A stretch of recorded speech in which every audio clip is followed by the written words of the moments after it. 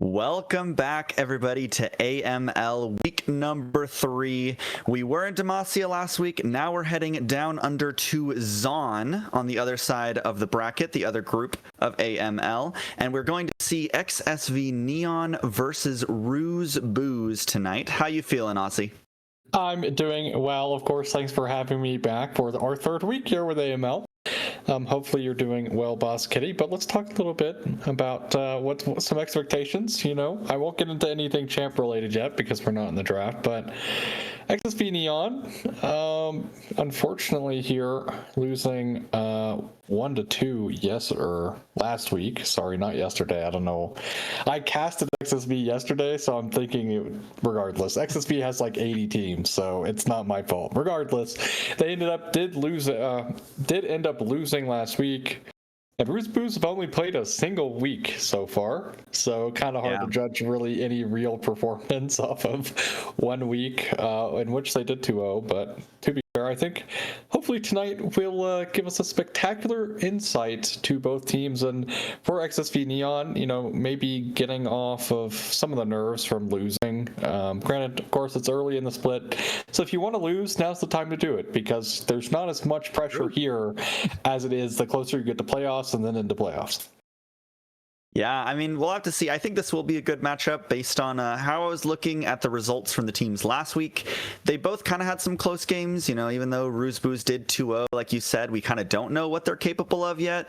And, having a bye is a little bit weird really early on because maybe you haven't scrimmed every team. Maybe you don't know what they're all kind of capable of yet. But I'm hoping for, another 3-game series. So far, we're 2 for 2 for 3-game series here in AML.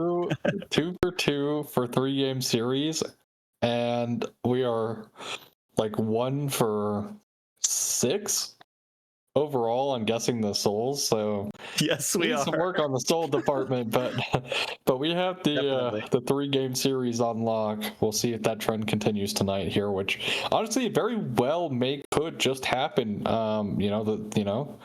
I think we've been kind of blessed with some of our stream choices. That's kind of why we're getting the three-game series, which, hey, I love watching League of Legends, so why not some additional games? Who hates it? Absolutely. Love to see more playing. And let's take a look at the teams here. First up, we got XSV Neon. They are 1-1 in series score with 3-2 on their matches. In the top lane, it's looking like I'm Blast. We got Blue in the jungle, Heppo in the mid lane, Morbidly Obese in the ADC role, and G Mumu in support. And I don't know much about these players. Are you familiar or no? I can't say that I am, but I'll be familiar with their game soon enough because we're gonna see them today, which is always a pleasure. Very true. Now, I would say, judging by something that has been kind of on the rise for me overall, is just how much supports have in terms of impact and in the game, especially like. I don't want to say lower elo because this is M600, but even not outside of pro play, just the effect a good support can have for your team means for me, I'm going to be looking in the support role here for both teams. So G Mumu is in the spotlight here today to see what can happen, what you can get done as a support. Because if you are a great support and you're outclassing your opponents, you basically will just 1v9 from the support role, which is very, very odd to say, but it is true. Yeah, I mean, definitely. I was excited looking at these teams earlier because we have 2 support Nico players. And I know you said we weren't getting to champions yet, but I would love to see that today. Yeah, well, Ruse Booze here, they are 1-0, of course, only playing 1 match. That would be week number 2? Did they play week 2 or was it week 1? I can't remember. Regardless, they missed a week. All right, they played week 1. All right, regardless. Nabisi in the top lane, Mr. Fluffy 631 in the jungle, Jameeb in the mid role, Vinny Juan in the AD carry, and Shri Kangaroo for the support role. Smelt as a super sub there, 10 out of 10. But overall, again, like I said, something for me that I've been really paying attention to has been the support role in general, because I feel like the amount you can get done with that role, especially with the addition of like the extra gold from this season, right? Them getting extra gold kind of opens up their build paths a little bit more. And we've also seen a very healthy split in terms of the meta of like enchanters and engage both being viable options. It's not one or the other, which like usually dominates. Both are kind of open, so it should enable supports to really flex their muscles here in their adaptability, and also just how well they can actually adapt to both roles, because usually you see kind of certain support players tend to be better at the enchanters, and you see some support players better at the engage tools. But that's okay. We're getting into drafts, and here we can talk about some things. The Nico's still pro-jailed, completely pro-jailed. Pick ban every single game across every single region. The champion is just so good in the support role. It is basically Rakan, but with a massive circle. So who hates it? And also it's the ability that you get free vision with your W, can body block skill shots, things like that. But specifically in AML, something we touched on last week is just how much teams really like Mbessa. And that trend continued last week through all of the games. She's still actually at a pretty good win rate. She has 12 games played, I believe, and it's 67% win rate, rounded up. It's 66.666 repeating win rate. And she's also still the highest presence champion in the game right now for AML. But there's Xin Zhao. Nice, consistent jungler there. Yeah, I haven't seen it much as a first pick, though, which is a little weird to me, but I don't really know what there is to like punish it, obviously, so maybe it's fine. But it looks like Ruse Booze will take the Mundo first, and they'll have to take their second pick here. But while they're thinking, what do you think about Xin Zhao first pick? Well, Xin Zhao first pick, I mean, it can get countered. You have things like the Jax, which has been tacked into it. Also, Mundo, unironically, can kind of beat on him a little bit if this is Mundo jungle. Because the Xin Zhao will never have a real chance of killing the Mundo ever in the 1v1. But there's Ryze coming through, which one of the best mid laners left available, because Orianna did get banned. So glad to see him actually come through. I think we were talking last week that the Ryze has actually not been picked a lot, which was very shocking to us both. Like, we wanted to see the Ryze come through a little bit more here in AML, but we'll get our I guess flowers in this game for for the Ryze pick. Yeah, we'll have to see what XSV wants into the Ryze. I know, people talk about the Anivia counter, but who knows what players at this elo are like, how comfortable they are on that and how comfortable they are using it. It will be the Karma for now, which you were talking about the Enchanter supports earlier. Definitely a staple. I believe it was XSV who ran an Ezreal Karma lane, either in week 1 or week 2. So we could see the Ezreal here alongside that. Obviously, not bad blind. You have some safety, you have some mobility, and a pretty good lane overall. But they also could try to match the Ryze here. We'll have to see what they end up going with for this B3 pick. Well, I like the Karma at the very least. Doesn't give anything away, and there's the counter that has been teched in pro play. The Anivia that started last year at Worlds, actually, by G2, and has taken every region by storm this split in terms of playing into the Ryze. Unless the Orianna is left open, in which they're slamming Orianna anyways. But I do like the Anivia. I think it's great into the Ryze. I think also one of the underrated factors of playing into Mundo is because of his passive, it's hard to CC him initially, but slows still take effect. So Anivia just throwing down her ultimate, just slowing up the Mundo, really prevents him from running through these team fights that we usually see. But we talked a little bit about Bard last week for sure, because of just how how much you can warp the support role. And because I did say we're looking at the support role this week, here for Roosboo's Tree Kangaroo should be able to, really make a name for themselves here on this bard, should they play it to absolute perfection, which is mighty difficult. Yes, it is. I have tried many times to learn Bard myself, and I can attest to that being a challenge. They did take the Bard into the Karma, which I think it's an interesting matchup. I think Karma wins the poke battle, but like you said, Bard kind of warps the support role. You can get roams off as long as their ADC is pretty safe. We have some bans targeted toward the ADC role on both sides in the second phase here, but it looks like Roosboo's will opt to just blind their top laner for the Ornn first. They want the counter pick in the ADC role.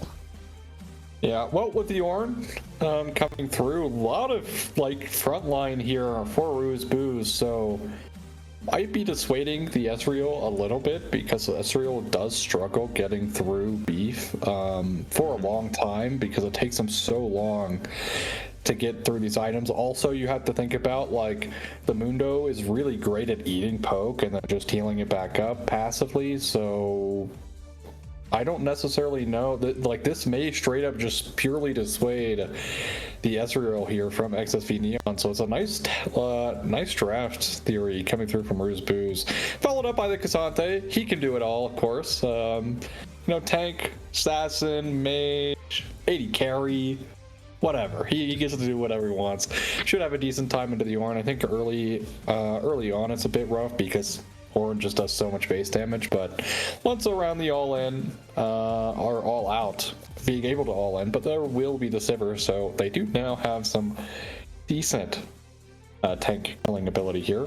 Not going to be anything crazy like a Vayne, but yeah, still Sivir. And also really short range comp here from Roosboo's actually means the Ricochet gets so much value later when they are team fighting. The only issue for Sivir is she's also short range herself, and something that has been pretty demonic has been the Rise, and Yunara tried true AD carry. I will say I'm a little disappointed in terms of saving your R5 for Yunara of all champions. Yeah. I'm not gonna say oh, this is bad draft theory. It's not bad, right? The matchup is fine. It's not like you counterpicked yourself or you made the game unplayable, but Yunara is so flexible that you could have easily given up. You could have even picked this Ornn last. Maybe you don't want to give over the Ornn to Neon, but at the same time, right? I don't know, I feel like Yunara is in such a flexible and adaptable spot that picking her R5 might not have been the best thing to do, but regardless, still should have a decent time this game. I think so. Talking about the Sivir for a second too, I think that's very interesting. Like you said, it has great tank shred. They're pretty short range, but I also really like it kind of as an answer to the Bard, funny enough. Sivir has really great wave clear. You can kind of match the lane. So if Tree Kangaroo tries to go on those crazy roams to the top side of the map, I think that it'll be really easy for Karma to try and get lane prio and just follow. And I think that's really a pain point when playing against Bard, is not being able to match those roams and him just kind of out impacting the map for you.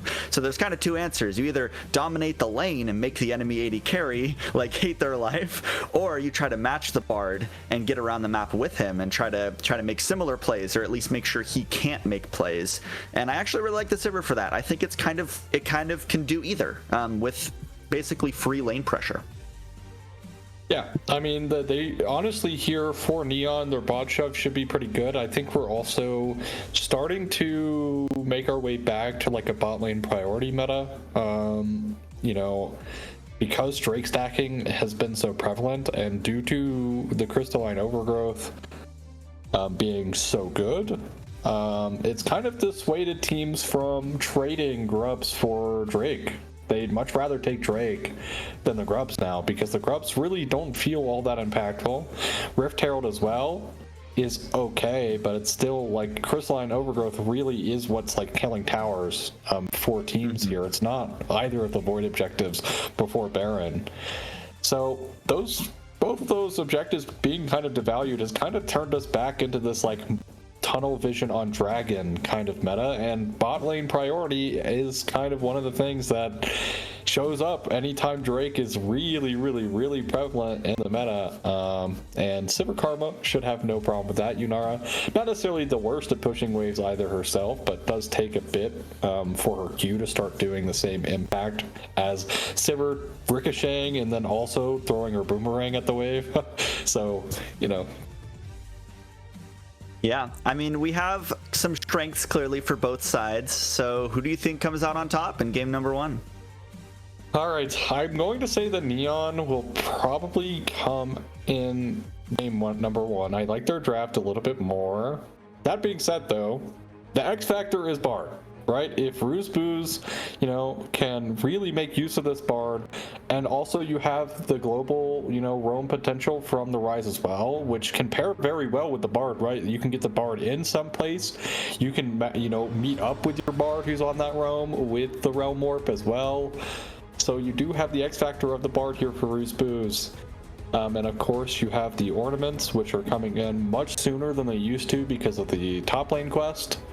So it's very easy for the entire team or the most important members of your team to get kitted out at very important moments. So it's not, I'd say it's like a 52% to 48% kind of thing for me. Okay, totally fair. I think I will go with the Boos here. I do like their comp in general. I think that XSV has some good answers, but I believe in the Bard. I believe in the Bard. And I'm almost hesitant to do this now because I've gotten it wrong every time. But what do you think is the Dragon Soul for our first game of AML Week 3? Oh, what is the first? Oh, you know what? I'm just gonna go with Cloud. Easy peasy. Sivir on the hunt, right? Really great. Mundo with maximum dosage gets that extra move speed. Gonna be an absolute menace. I think it's gonna be fantastic for both teams. Give me a Cloud Soul. I'd be happy with it. Okay, and I think I'll go Infernal. I've seen a lot of Infernal lately in my own games, so I'll take that as a sign. It's going to be an Infernal here in game number 1. But we will see you for game number 1 on the Rift on the other side of the break.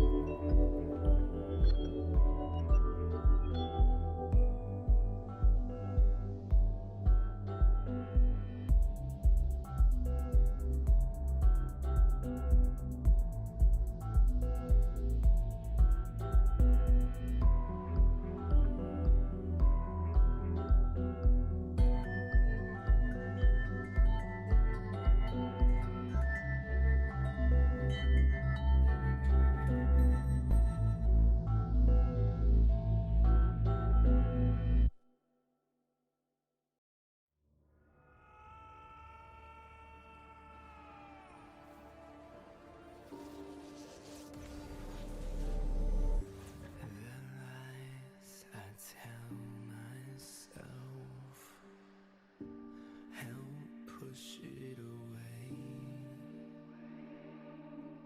and I'm chasing whispers before they all just fade. So how can I leave it all behind when I refuse to watch it fall to dust? I will find a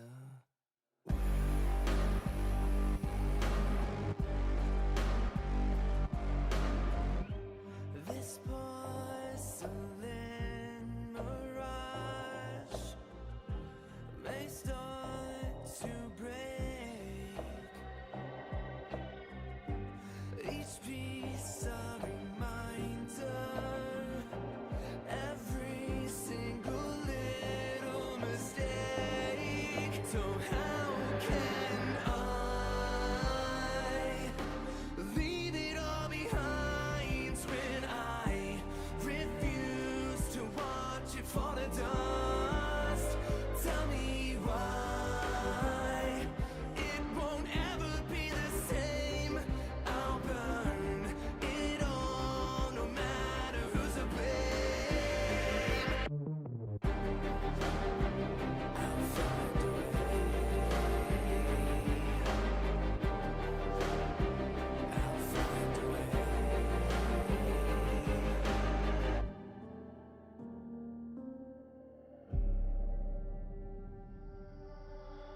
And every time I close my eyes, a little less of you remains.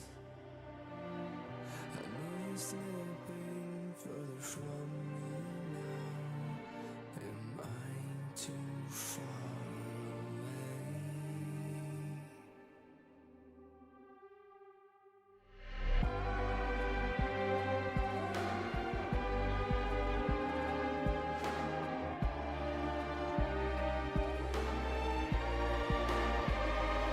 Tell me why I won't ever feel the same. I'll try everything until you're back again.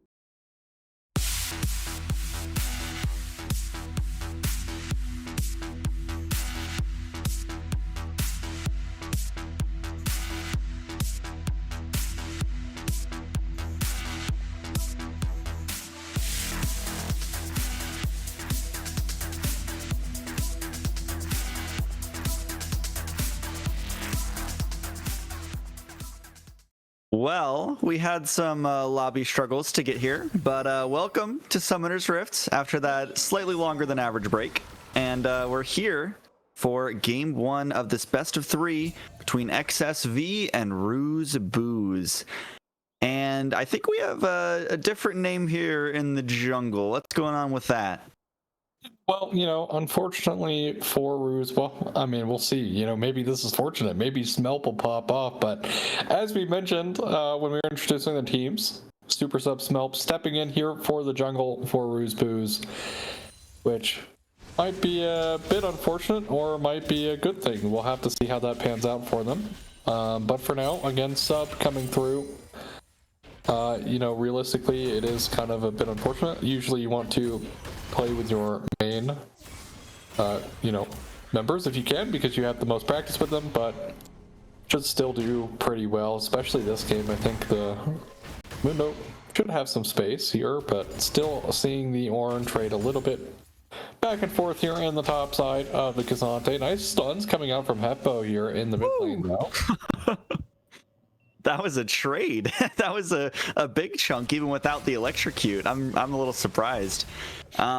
We got some pretty basic laning here to begin with. The Sivir and Karma have priority, as we kind of alluded to in the pre-game discussion. But what are you expecting in the early game between these two teams? Every time that I have predicted a team to do nothing in the early game, it's when everything pops off. So I will just predict that every single lane is going to look for a solo kill, and then I'll be right, or it'll be a quiet game, early game as it should be. -1 here for Heppo though. I did see that. Ooh. Got caught on stream. Yeah, -1, unfortunate. Speaking of CS though, is kind of falling behind a little bit here into the rise, which is not ideal. Early cold base here for the Sivir, which, if this is telling us anything, is that at least the bot lane is going to be slow. Yeah, they're kind of banking on just getting those items, playing towards the mid game, using the ricochet in those team fights. One thing that I will point out here, as we have some trading in the bot lane, is the electrocute on the Bard. Pretty standard, but is always fun to see when you do get those roams, just a little bit of burst damage, as the Ornn is getting chunked here on the top side too. Two tanks, I never usually expect them to actually kill each other, but they usually do beat each other up quite a bit. So we'll see how many times I end up getting baited this game, and that'll be fun. Yeah, I mean, just the wave advantage here for Blast on the top side, of course. Playing, really well on the Kazante, but busy getting quite a few of those minions, so really not all that far behind. But yeah, level 4 advantage was here for the Kazante, so was actually able to bully out the level 3 Ornn. Will have his build canceled. W come through, gang. We actually have both junglers here. Blast getting pretty low, but nice reaction. Ornn has to flash away. Smelp now 1v2 against the top end jungle, but I don't think anyone will go down. Smelp landing another cleaver, but I think that'll be about it for now. As here's the support rooms I was talking about. Karma actually matching first roam on the Bard, and Shri Kangaroo getting pretty low. Some action around the map, so maybe a little bit as predicted, but no deaths so far. Yeah, as I mentioned, it's every lane's looking for a solo kill. And the top side, great gank and great counter gank specifically here from Blue on the Zhao, because it really was looking like, hey, maybe this Kazante could just, fall down to playing really aggressively here to the Ornn. Smelp was there, but fantastic counter gank greed here from Blue. Keeps his top laner alive, also gets the flash off of the Ornn. That might not be the most impactful thing in the world, but at the very least, it is something gone. As we move to first Drake spawning in here, 10 seconds away. Bot lane getting some priority back. Double Cole here for the bot laners. Longsword advantage for the Yunara, which, if there is a fight at this Drake, they better watch out. This longsword's about to put in work. True. I mean, when you have lethal tempo and you're an AD carry, it totally can. You might get a lot of autos down there. It looks like Ruzbooz will have most of the control for this early dragon. I don't know how good Mundo will be at kind of just taking it, but we'll see if they just try to go for it here, as a lot of teams do nowadays. Level 6 on both top laners here. I'm Blast actually to go all out onto Nabisi here. Here comes the call of the Forge God, but it does nothing. That is a solo kill, just as you predicted on the top side. And I think I cursed it by saying they would never kill each other. That was so excellently well played here. So here he gets the initial W, right, to avoid the first brittle proc, levels up off the minion, and then hits the Q3 here, and then he cancels out the dash with the all outs and fully channeled W, does more than enough damage thanks to the true damage. So yeah, as I said, level 6 here is kind of when the K'Sante starts really taking over into the Ornn. All out is so good in the 1v1. It's coming out onto Tree Kangaroo here. A little bit of trade, but the Caretaker Shrines will keep that health high. I think they were a little scared because Jameep is in range, or was in range, with that ultimate. But no one's taken the dragon yet, and it seems like it will be a slow early game in terms of objectives, at least. So far, we're still in the running, so we're doing good. We're doing good. It is a Hextech Drake first. I almost said Hextech Drake. I almost, though, but I'm good. We're still in the running. Cole will be finished up here for the Sivir significantly earlier.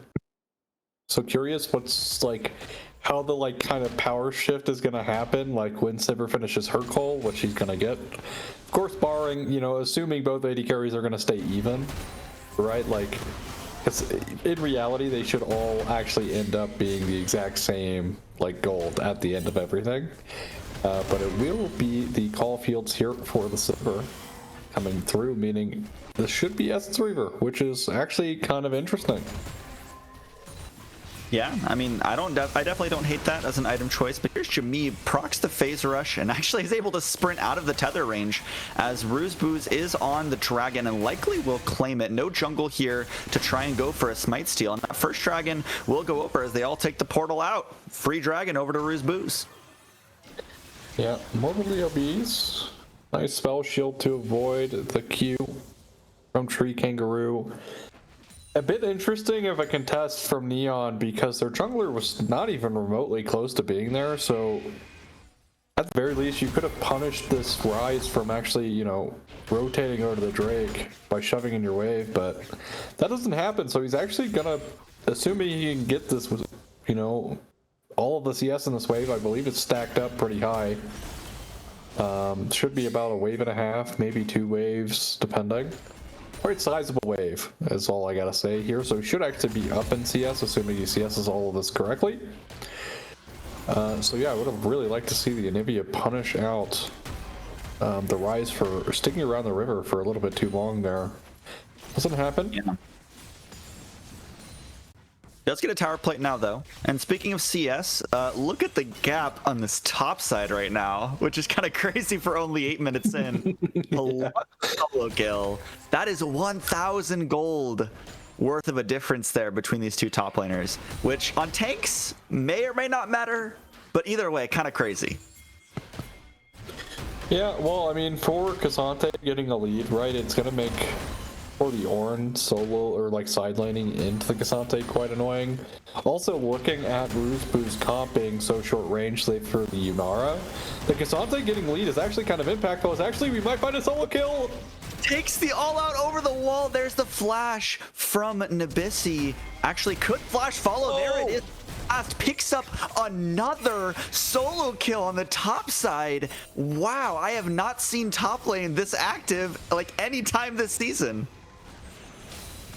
And my god, it's so good at setting up for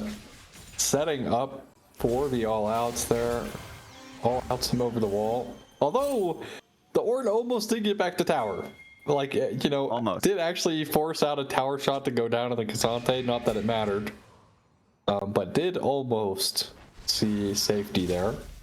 Also, Smelp, unfortunately, utilizing the flash there as well to flash Cleaver, it missed. So it's an excellent play once again here for Blast on the K'Sante, who is the biggest winner so far in this game. Biggest CS lead, most gold in the game for sure. And First now this complete one is item, it looks really, like. really behind. Yeah, definitely. As we do have a roll outside here, double stun into the tempered fate. They have to stand there a while, but I don't think there's any follow-up for now. Smelp uses that maximum dosage, but here's Heppo as well on the Anivia. Now they're trying to turn the play for Neon. There's the wall, but no health bars are getting very low, and I think that is just a bunch of stuff used with not any results for either team. Yeah, so well, we'll hold up. Regain coming through potentially. Never mind, we'll get thwarted. But something of really big importance here is there's not actually a lot of like CC here outside of the Bard. You also had the root potential from the Rise, but that's single target. And we actually saw the issue here is Heppo will walk into the Rise here. Has face rush though, so it gets to walk away to safety under tower. But we saw like kind of the issue with that in that bot play, right? Like the Temper Fate ended up buying so much time for Neon to actually respond to that play that it forces Roosboo's off of that play, and they don't find anything. They don't even, all they get is a heal.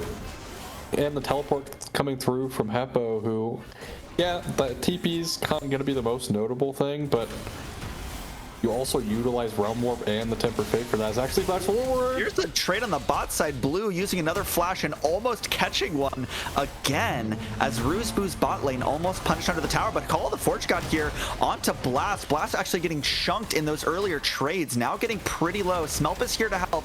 Blast is fighting, keeps Oh my healing. goodness. Oh my god, what is this champion? As they're trying, this should be free for a 2v1, but it's not. Cassante turns it, and oh my god, that champion is crazy, and it's even worse when he's ahead. All they really had to do was wait for the maximum doses from Smell, and they don't. It just came up. Just a little bit impatient there. As Free kangaroo.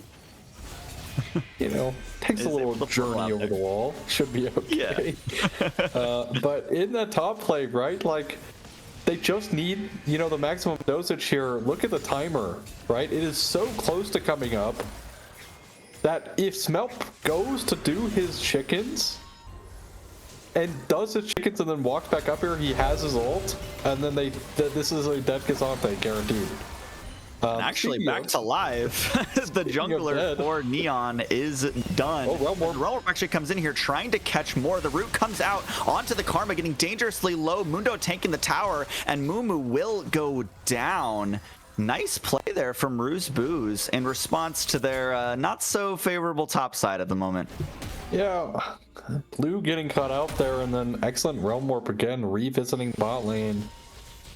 Flash burned from both bot laners previously for that pseudo dive attempt that didn't work out from Neon, so they get punished on their bot side. So Roosboo's showing some life. It's a kill over to the Rise and the Mundo. Mundo not as important, but the Rise getting ahead is going to be quite nice for himself. Already stacking up the Roa here. And unfortunately for the Anivia is a little bit behind on the Roa completion. Not going to be the most impactful thing in the world, right? Just something to note. The Rise will get the level up earlier. Just a lot of trading in the top side here, as per usual. The camera loves to show us where the damage is at, but actually, see the Anivia does have the egg available, but it's getting dangerously low. Has to flash out, will go down into that passive. They want to catch it. Here's the CC. Resurrection is almost there, but no flash means no hope for Heppo. Will go down in between the tier 1 and 2 towers, and Roosboo's definitely taking a lot of proactivity on the bot side of the map here. Yeah, flash force out here on the Orn.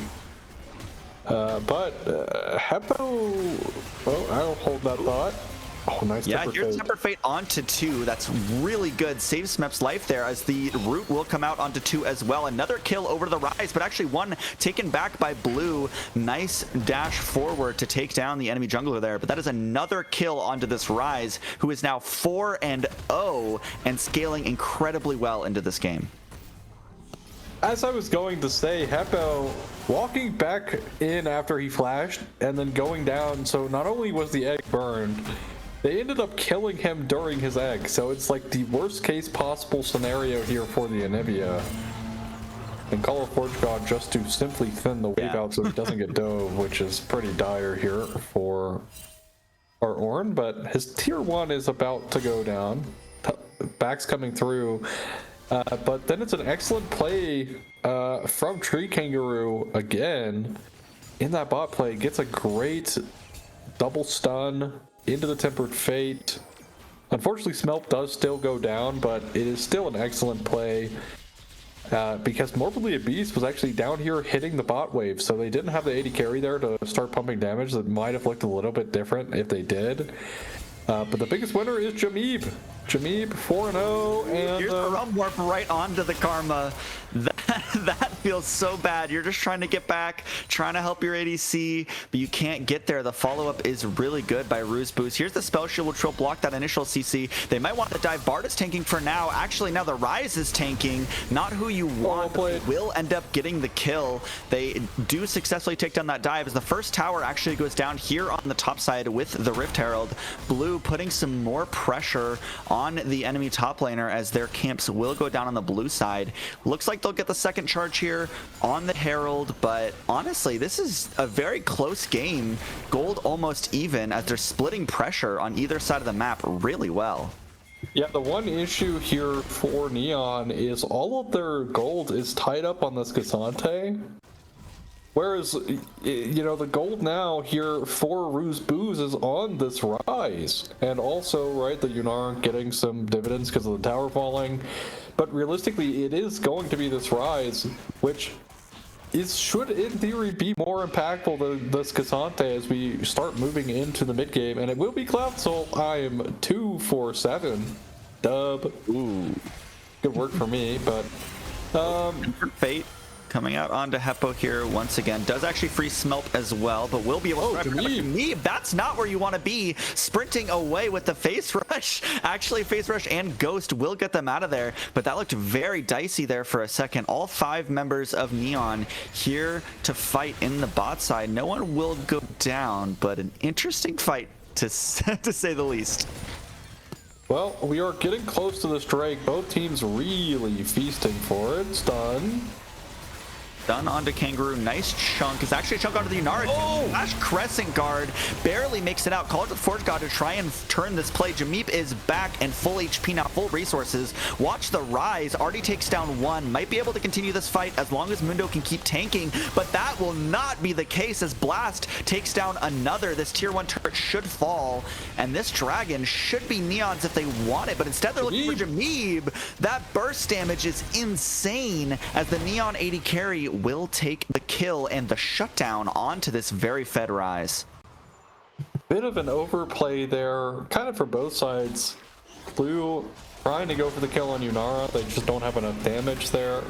He's, you know, really far forward, so it doesn't ultimately go down. Smelt, though, goes down to the Cassante.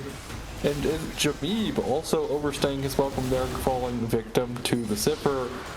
Means that Neon pick up their second Drake of the game, third one in total for the game coming through. But overall, Neon with an excellent team fight win. And, you know, I was questioning where you wanted your gold, but, you know, Cassante seems to have said, it's me in that fight. Even though I think Jameeb with a bit of a micro error, also initially getting caught out as well in the river, being forced to utilize the Ghost to get himself away. Then he had to back, which means he was late to the play in general. Just overall some mistakes, but Rise is done with both of his items here. Working towards his third now, which should be the actualizer. You can see that with the little sapphire crystal there. Yeah, I mean, we talked, I think, before pretty in depth about how actualizer is pretty strong, to say the least, for this Rise champion. So if they do get to that point, I think it will be very good for Jameeb. But like you said, some micro errors in that fight. Maybe having the Ghost would have allowed them to kite just a little better to get around some stuff, maybe not give over the shutdown there. But you know, so far Blast has just said, who needs your AD carry? You know, you get far enough ahead in topside, you can carry on the tank duelist AD carry, whatever Cassante wants to be at any point in the game. But you know, a slight gold lead now for Neon, about 1.5k, which is, I think, one of the biggest gold leads we've seen so far in this game. And we'll have to see how they can translate it as we move more towards this dragon stacking and closer to the dragon's soul, as Blast really wanting to put the hurt into the enemy top laner. I was about to say there's surely no way we're about to die here with flash up, and it does force out the flash. Look at the CS lead here for this Cassante. He is 25 CS away from Flame Horizoning here. That will get lessened as the wave crashes in, but yeah, this Cassante is just a little strong, and the fact they haven't even swapped their Rise over here to just help their Ornn is quite unfortunate, I'd say. Indeed. As Nabisi just trying to catch as much golden XP as you can at this point. You know, being 0-3 on a tank isn't great, but if you're able to get those ornaments out, if you're able to get your items, get a little bit more durable, you can still do a lot of good work for your team alongside Smelp in the front line. So I think they still have a lot of good pieces here to play around. They still have the X Factor of the Bard. They still have Yunara, who has a decent amount of gold. They have Ryze, who obviously we talked about has a decent amount of gold. So the pieces are there. We just want to see a little bit more coordination maybe in those team fights with what they want to do. I think also something here for Ruse Booze that they need to lean into the strength of the Rise Rose about completed here a little bit more. As Ooh, Tempered Fate will go wide. So will the stun there, as unable to punish Heppo this time, and actually gets a lot of damage on Jameeb. Will proc that Archangels, so care for that for the next fight. If they fight before that cooldown's back up, that could be a really good look for Neon there. Yeah, Heppo is down quite a bit of gold here to the Rise, but has no problem doing damage. Yeah, down about a 2,000 here, but you saw the chunk he was able to do to Jameeb there, so still a formidable champion on the Rift. Does need to be... Looks like they want to look on Heppo again. The TP is coming in here from Blast, which I think should deter this play. I don't think you want to fight anywhere near this Cassante right now. That's no. Also, Ghost Burn from Jameeb again, so... will not have this for Drake. It is Soul Point spawning in here for Neon, which, you know, it is that Cloud Soul. Both teams, well, I mean, most certainly will probably fight for this.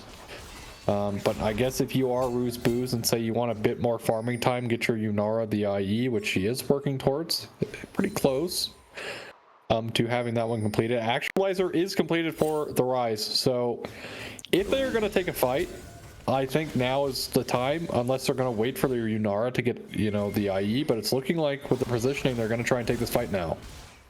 Ooh, they could if they're able to find a catch. I'm looking at the Tempered Fate, which actually isn't quite up yet, so maybe trying to wait for that major cooldown. But I'd say your biggest engaged tool, this Ornn, is on the top side right now, so would have to invest the teleport to be down there for the dragon. Oh, the Rise. Fight. It's the Rise roam. Actually, yeah, they're looking onto the top side. They have the ultimate invested. Here's the Ornhorn. Actually goes wide on the knockup as they're looking to try and punish the Anivia rather than take the soul point. I guess they want to just get some more gold in their pocket. The kill will go over to Jameeb once again, having most of the kills in the game. And yeah, they're starting up the Baron here, which means that Neon will have to respond. This should result in a team fight around. It's just a matter of whether or not Ruse Booze can burn it down. Looks like they will try to stop it. Tempered Fate does catch one. Cosmic Binding will also catch after the stun. That's a shutdown onto the AD carry of Neon. And here's the fight that Ruse Booze have been looking for. They have Rise. No Ghost means he can't catch quite as well. The Cassante is getting burned down by the two damage carriers on the other side. Here's the Crescent Guard trying to break up the team fight, but Xin Zhao is not long for this world too. They can't stay alive on the front line. And we talked about Ruse Booze trying to find their ideal team fight, and there it is. Yeah, Sivir with Flash and Spell Shield still eating the Tempered Fate there. It's immediately blown up out of coming off of it, but Look at blue here again. It's more just an overplay. Like he dashes in here to, you know, kind of peel, but watch, he's gonna use this audacious charge. But like, look at his positioning here. He's just gonna get blown up and goes down. To Tree Kangaroo is actually hello. On live, we can see that Neon is fighting it out, trying to stop this Baron. What is Cassante? No, Just will not die. And I don't know if we can get a replay on what happened there earlier, but it looked like Roosbooz had that Baron, but I guess not. Neon just able to stop them somehow, some way without their jungler. And if there's an MVP of game number one, it is that? Blast. What is this? He's 1 HP. But That he is just ups it out. disgusting. That is absolutely disgusting. And now this should be Baron for Neon. What is Cassante, man? Like, this is so disgusting. That's oh my insane. god. I mean, I've seen Fed Cassantes before, but this feels like a new level. Like, it got ahead and has been in control the entire game. That's a 5,000 individual gold lead in the top lane, which is one of the biggest that I've seen in a while, especially for a matchup that is, like, realistically 2 tanks. You pick Cassante to be a front line, not a carry. 8 CS. He only needs 8 more CS. And then he, 3 more. He needs 3 more CS. Oh, the Ornn's gonna catch the wave though. Might not actually have time to CS, as here's the call of the Forge God. They want to shut down this all-important top laner for Neon, and 4v1. I don't think Cassante can do this. I think it should be just a little bit more damage, as the shutdown will go over to the ADC, which is good news for Roosbooz. But watch this push on the mid lane. Baron plus wave clear is enabling Neon to push a decent amount here. But good shutdown there for Roosbooz.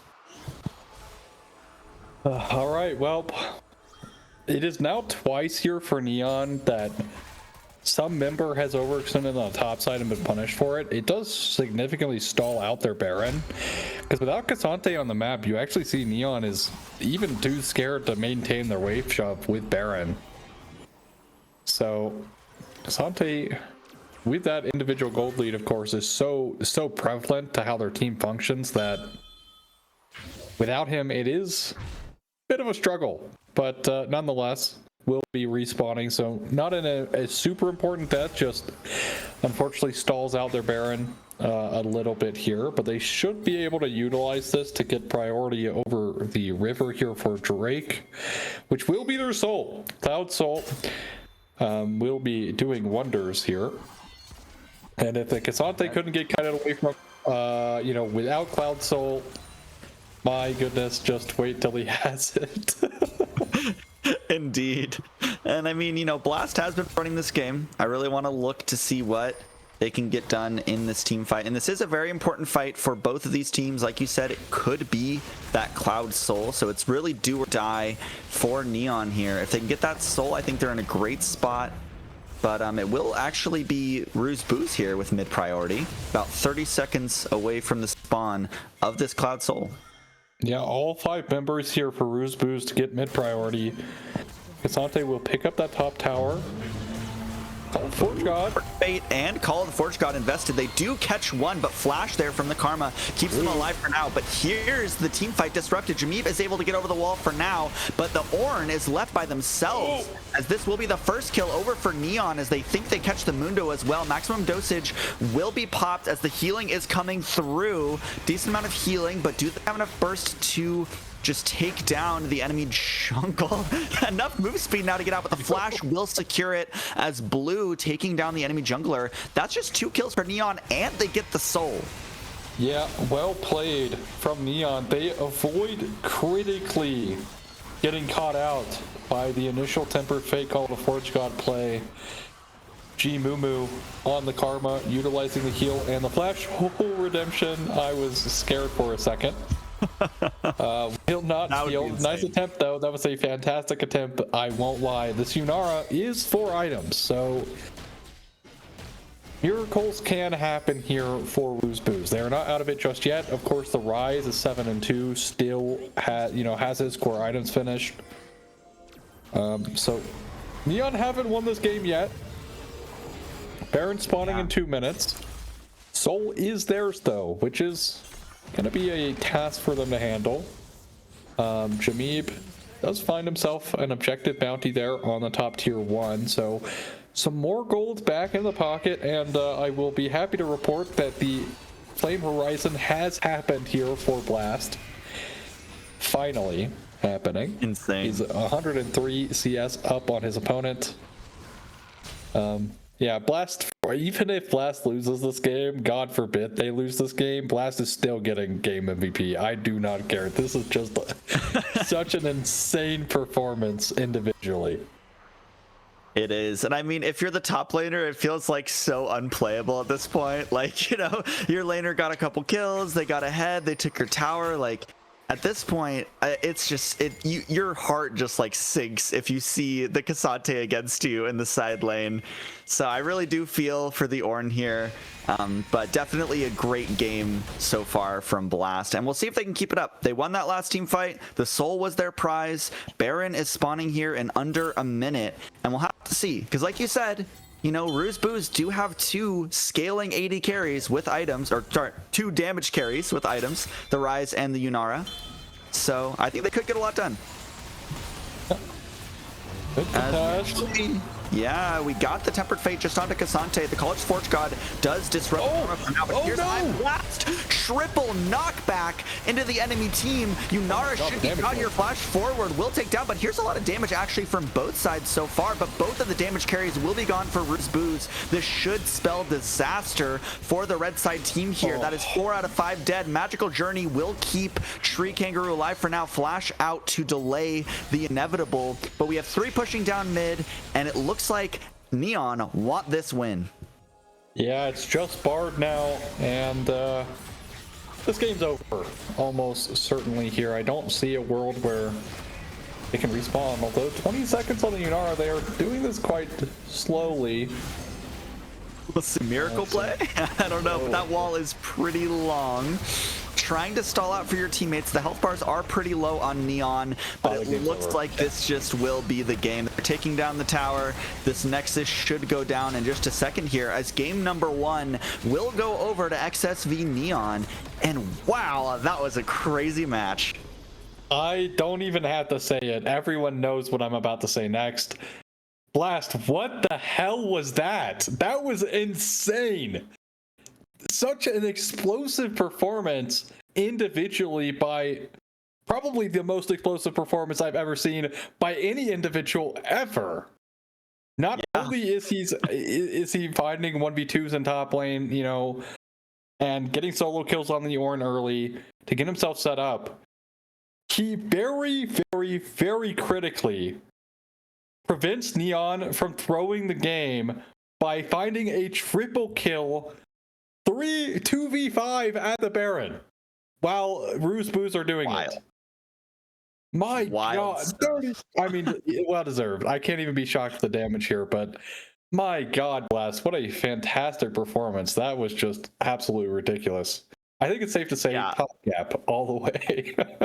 Oh, for sure. I mean, I just want to know what they ate for breakfast this morning. You know, like, how do you get set up to just blast someone, pun intended, as hard as you did in this game? Like you said, top gap, definitely. I mean, out damaging both of the other carries on your team as a tank top laner. Like, if this is you on Cassante, I don't want to see any fighters or carries or anything, because that'll be crazy. I don't. But to get back to earth here and calm us a little bit down as we're waiting for the next match.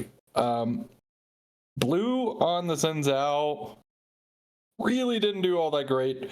I think also some glaring problems this game is the bot side of the map was kind of falling apart here for Neon, right? Like, this is what, like, Jameeb being 1k damage behind the Cassante this game is strictly because Jameeb plus Tree Kangaroo, honorable mention here for the Bard, set up so many plays. We're already ready for the next draft. Here we are.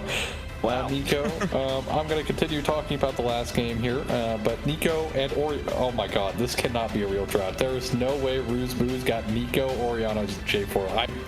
I fail to believe this is a real draft. This did not happen. That is wild. 3 of the most powerful champions in the game right now on one side. And I mean, sure, you got the Talia, you got the Zehen, but I'd feel pretty bad if I was Neon in this moment. I got I was literally going to continue talking about last game, and then I got sidetracked by Ruse Booze just getting Exodia. Although I do think instead of the J4 they could have picked Nocturne here and it would have been a bit better. Because Nocturne Nico synergy is insane, and then Nocturne Orianna does it a little bit better than J4. Because if they draft something with some mobility here, right, you can still follow it because you have point and click ability with Nocturne. So, but regardless, will be the J4, which is still great with the Orianna. Won't really find that much impact because Talia, you have the warped ground to kind of stun the J4. You also have Zehen who can dash out of it. You have Ezreal who has Arcane Shift who can Arcane Shift out of it. So it's not going to be like Cataclysm's a big butt in this game. But still, Neon with just my goodness, last that was so dominant. My goodness, I'm ecstatic. That was an insane game. That was so insane. That was so much fun to watch. As apparently the teams are excited too, getting right into the next draft, as we see here. We do have the Janna ban, which makes sense to me. You want to ban those kind of peel supports. You're trying to dive with your Nico, with your Jarvan, with the Orianna ball. So getting rid of Janna is pretty good, as it will be the Rakan as well, which I think is also a decent takeaway here. And we'll see what Neon wants here on R4. I imagine you match support. They haven't matched the Nico pick yet, so you probably take just best peel support in slot there for number 4, I'd imagine. Will be Thresh. So Lantern here for the Talia, which is going to be nice. You can also play the J4 out of his Flag and Drag. And Ori is kind of immobile, so you can pick her out with a nicely landed death sentence. Imperative that you land it, but should be able to do that thanks to the immobility.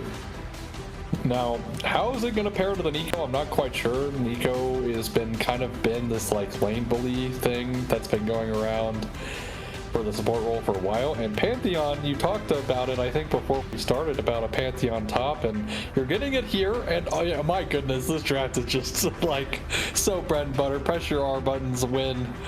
Although the Pantheon a little bit spicy here for Ruse Boost, and definitely a different look than the Orb. Yes, very, very different. And we'll have to see what the top lane answer will be, because I imagine this Zehen is in the jungle for Neon. So we'll have to see what the top lane counter pick is here against a Pantheon. One thing I will say is oftentimes I do see these press R to win comps, and sometimes they do fall apart. If you Karagas, interesting. But they often do fall apart if you use your ultimates wrong, if you're not able to sync up. So assuming Ruse Booze can keep their synergy, or try to build on the synergy that we saw last game, could be pretty spicy. Yeah, one thing about the Gragas is because they don't really have a way to cancel out the MF ult, you can actually just throw your explosive cast, and then that solves the problem. So sick. So glad they found a solution to their aforementioned problem. Could you imagine, by the way, if Nabisi here on the Pantheon was actually Gnar? Like, could you just imagine how insane their comp would be? But regardless, this, of course, is going to be press R to win comp here for Ruse Booze. They do have some insane champions, right? The Orianna still probably the best mid laner in the game. Nico, one of the best supports in the game currently. So Ruse Booze striking it out of the park with their draft. And I did have them favored last game for their draft. So womp womp for me, I guess. I got the soul correct, but I got my prediction wrong. But the soul's really what matters, Yeah, true. Yeah, the RNG is what matters. Well, speaking of, you got last game right. I'm assuming now you're feeling pretty lucky. What's the soul for game number 2 here? Ooh. Give me an ocean. Give me an ocean. Okay. And I think I'm gonna copy you, and I'm gonna go Cloud Soul this game, and I'll see. I've seen 2 in a row before. I know the game likes Cloud Soul, so we'll see if it ends up taking formation here in game number 2. But do you think Ruse Booze will tie this series, or is Neon gonna close it out? I'm going to say it. If you cannot confirm a game with Nico or Oriana, it might be cooked. Okay, like this is as good as it gets. Like I said, there's some minimal things they can do in their draft to make it a bit better, right? I think the Nocturne would have been a bit better here than the J4. That doesn't mean J4 is bad, it just means that Nocturne was a better pick. I think the Pantheon top is also kind of like a question mark, right? Like, you know, you have like what happened last game. Like, at least with Ornn, you can give out ornaments and press your ult button. If Pantheon gets behind, what is he doing? Yeah. Right? Like, what is he doing? Now, of course, knee-jerk reaction, Blast had such a great game 1. Is that going to be replicated? Was that like a career game? Who's to say, right? Like, we won't really know until we load up here. Also, Will Be Zahungle, which has actually been rising in priority here for, you know, for a little bit, because they did buff it up, because his initial plan was he was going to be like kind of split jungle-ish. Then he wasn't really good at that because he was just getting played top all the time, and then they buffed it up, so now he's actually pretty good in the jungle. So this will be my first time seeing Zahungle. We'll have to see how it does. Yeah, I'm very excited, as we'll have to see which questions of ours will be answered on the Rift. We'll hopefully have less loading issues this time, as we'll see you guys on the Rift on the other side of this break.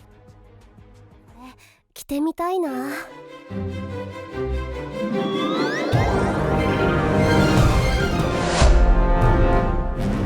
ここだって衣装の数がこんなに。迷っちゃいました。ウィッグをお探しです。リボンの種類が豊富なんですよ。見ます？鎧はいかがですか？空のことを助けなあかんのに。待って、いろいろ教えてくれるのは嬉しいけど、大事なのは空。このキャラのアニメ版の衣装が欲しいんだ。サイズはこれ。ウィッグは大丈夫。あ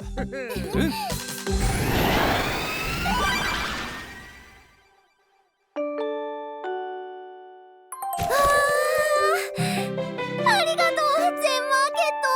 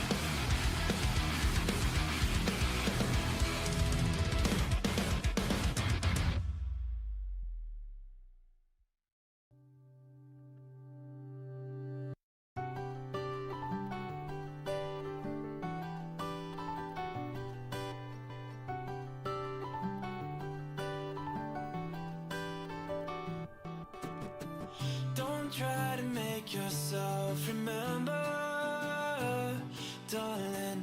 Don't look for me, I'm just a story you've been told. So let's pretend a little longer, 'cause when we're gone, everything goes on.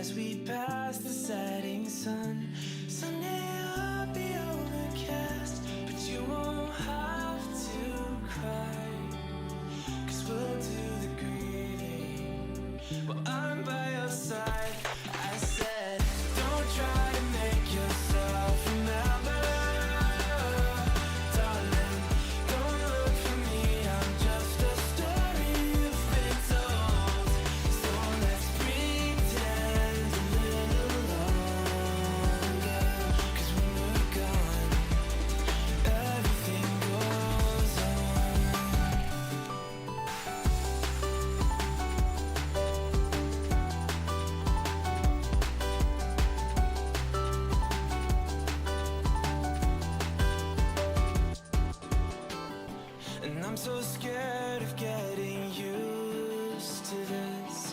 All the vines that keep you. All right, we're here for game number 2 in this best of 3 series.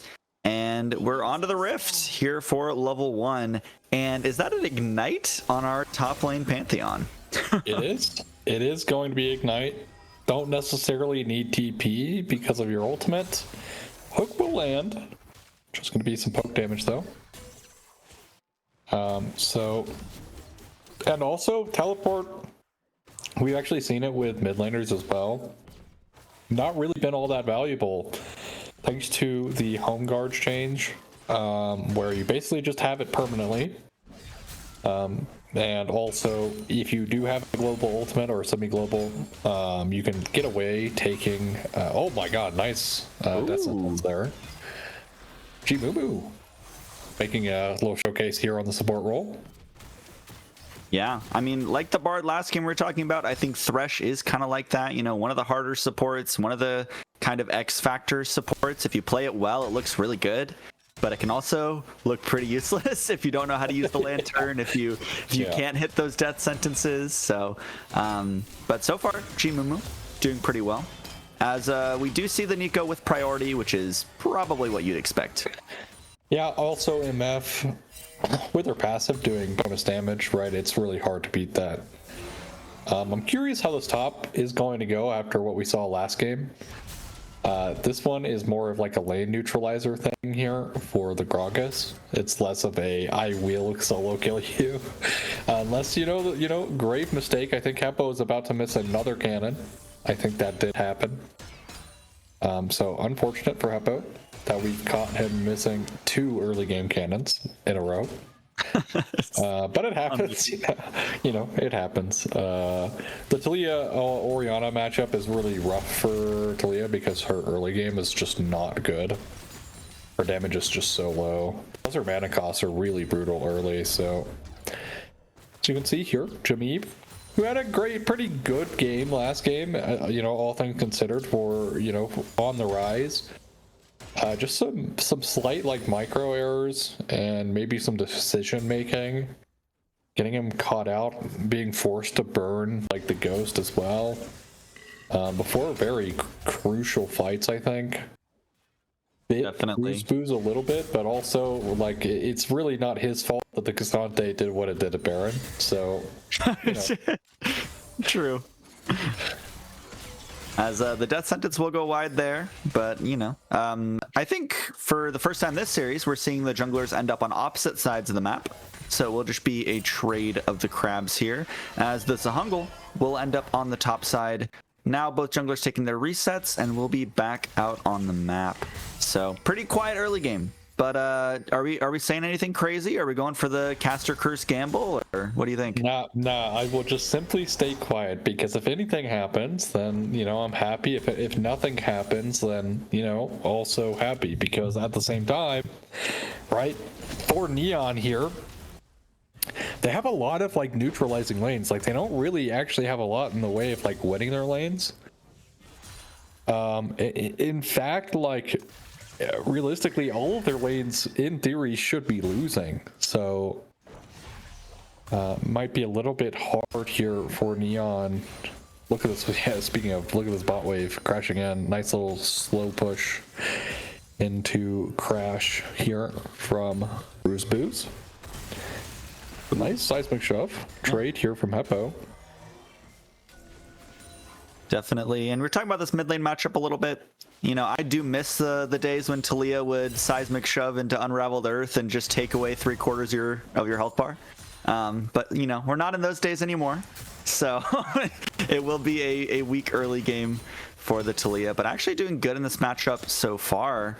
No teleport invested either. So pretty nice. Gets the recall off before Jameeb based on the items. So nice move there from Neon in the mid lane so far. Honestly... Oh, yeah. Smelp is here in the mid lane. Phase rush. I think. Yep. No Phase flash invested either. You know, I mean, if Jameep was there, maybe you force out the flash. But Nice movement here from G-Mumu, not to get rooted up there. Ooh, unfortunate on that melee miss, but it's all G. But yeah, something interesting about Neon's like draft here is they really don't have winning lanes. So how they're gonna play out their like early to mid game when they don't really get priority is gonna be a challenge. And also something of interest to me because, again, like I do really prefer Roosboo's draft this game, even more so than last game. Yeah, that was honestly me. Ooh, blue will not find anything in the bot lane there, but yeah, honestly, last game I felt like they had more like paths to victory as well, like, and they were also able to find like early drakes because of how, you know, Sivir able to get the lane shove. So it's very easy to find like earlier drakes. So it's nice little trade here from Blast, who's doing actually quite well into the Ignite Pantheon. Pantheon not finding a lot of value. In fact, has been shoved under tower. So yeah, as the death sentence will connect here onto Tree Kangaroo, but no follow-up there. I will say, if that timer on the top left is correct, then I'm already out again for Cloud Dragon, as the first Mountain Drag did go over to Roosboo's. Like you were saying, with that lane priority, very hard to get any sort of pressure for early objectives, as Roosboo's will just take the pressure and take the dragon here in the early game. And yeah, not much to say so far. Very, very slight gold lead. And actually, we get the cask here, the explosive cask onto Nabisi. Blast is doing really well, even with a neutralizing lane. Gragas kind of just survives anything, but Blast doesn't want to survive. Actually flashes forward for the first blood on a neutralizing tank Gragas. He took phase rush. He's building health. Why are you solo killing the enemy once again? This is crazy. yeah, this is I mean, honestly, well played from Blast here. Nabisi doesn't play it bad as well, like stuns Blast so he can't insta-pop the Q for the additional damage, but it's just Blast with his E flash combo here. Really well played. And first blood again in this top side here for Neon's top laner. And again, I did mention this in the draft, right? Like the Pantheon can, unfortunate strut passive, being so strong there in the bot lane for G-Mumu, but Pantheon from behind is significantly worse than Ornn from behind. Now that being said, with the Ignite and the amount of damage you can do base, maybe you'll be able to one-shot the Ezreal. Like that's kind of maybe your play. But you're for sure not going to be one-shotting the Taliyah, because Taliyah will be building Seraphs. And you're definitely not one-shotting anyone else in this game. Wow, they're just playing so well around this Nico. Like I don't think like the Nico has hit one root and it immediately got Arcane Shift buffered. So yeah. As G-Mumu actually will get hit by that one, as Caster Curse will come down here too. There's the Caster Curse, definitely, as the first kill for Roosboo's, first kill for Roosboo's will go over to the Nico, as here in the mid lane we have a little bit of a 1v1, and that will be a solo kill in the mid lane as well. Jameeb picking up another one, and maybe that's a good omen. If you know you did well in game 1, you're playing the matchup well in game 2. Let's see it. W Caster Curse, I guess, here for Roosboo's. But for like, I don't really know how this happens. G-Mumu has flash here, could have easily flashed this. But of course is rooted, so will get hit by the Pop Blossom there. And also Heppo here just doesn't flash this. Like, I don't know, just bunch of mistakes here again, and it is harking back a little bit to that last game where Blast gets going in that top side, but it's really the bot side of the map here for Neon that just really is struggling. You know, the 20 CS lead here for Jameeb on the Orianna, which, yeah, pretty brutal. About almost 1,000 gold here. If the CS numbers continue to rise for the Orianna, that will crest up to 1,000 gold soon. Man, this is rough for the Pantheon. Pantheon. It's just kind of stuck under tower now, getting behind like that. 15 CS down in that top side, and it is very hard to farm under tower when you just have those barrel rolls and, you know, the threat of another shockwave onto Heppo. Actually, will go wide. Does use the flash, but Flash Cataclysm will follow and claim a second kill onto the Neon mid laner. Yeah, I mean, again, has flash, can flash the shockwave, doesn't. And Heppo goes down again, and it's Jameeb being the knight in shining armor here for Roosbooz. They will pick up their second Drake of the game, which last game, you know, it was a 1-to-1 trade. Jimumu is saying I want to give it up. Yeah, and they have a teleport actually in here from Blast. Plus the bullet time, and that is just deletion from Roosbooz as they will claim the dragon and 3 kills. This is another thing that happened last game as well. This time, much more punishing for Neon. Their jungler isn't there, and they're going to contest this. Like, their jungler is walking out of base during this. And then they go in too early, and Tree Kangaroo with an excellent engage, you know, bullet time also doing something excellent, and they just funnel in one by one. And Neon... I mean, really good use of the ultimates there, though. Now in just a really tough situation on their bot side of the map. And again, this is like the biggest thing from last game is, if you're going to contest the Drake, right? A, you need to make sure your team is there on time, and B, your jungler has to be there. Like, otherwise you're just standing around doing nothing and just doing damage, right? At best you're just doing nothing and doing damage. But counterpoint, the Baron fight last game, you know, they didn't have a jungler for that, and that worked out pretty well. Yes, but they actually, you know, pulled the trigger, and Blast also just went absolutely insane on the Kazante. But yeah. this go around, Actually, we'll force the flash out here from Vinny Kwan. Nice catch there, almost onto the enemy AD carry for Neon's bot lane. Yeah, but will not result in a kill this time. Dude, what is this damage coming out of Gragas? Surely Blast can't do it again, because like this is an even worse game state, and like I said, they kind of did just draft, like, in theory, 3 losing lanes. Granted, Blast is doing Blast things on the top lane, and Gragas is definitely not Kazante. So, but again, just some head-scratching decision-making coming out from Neon in 2 games in a row, right? Like, last game they didn't really get punished for it, but this game really getting punished. Oh, how do you know? That's blue. Yeah, will catch over the wall.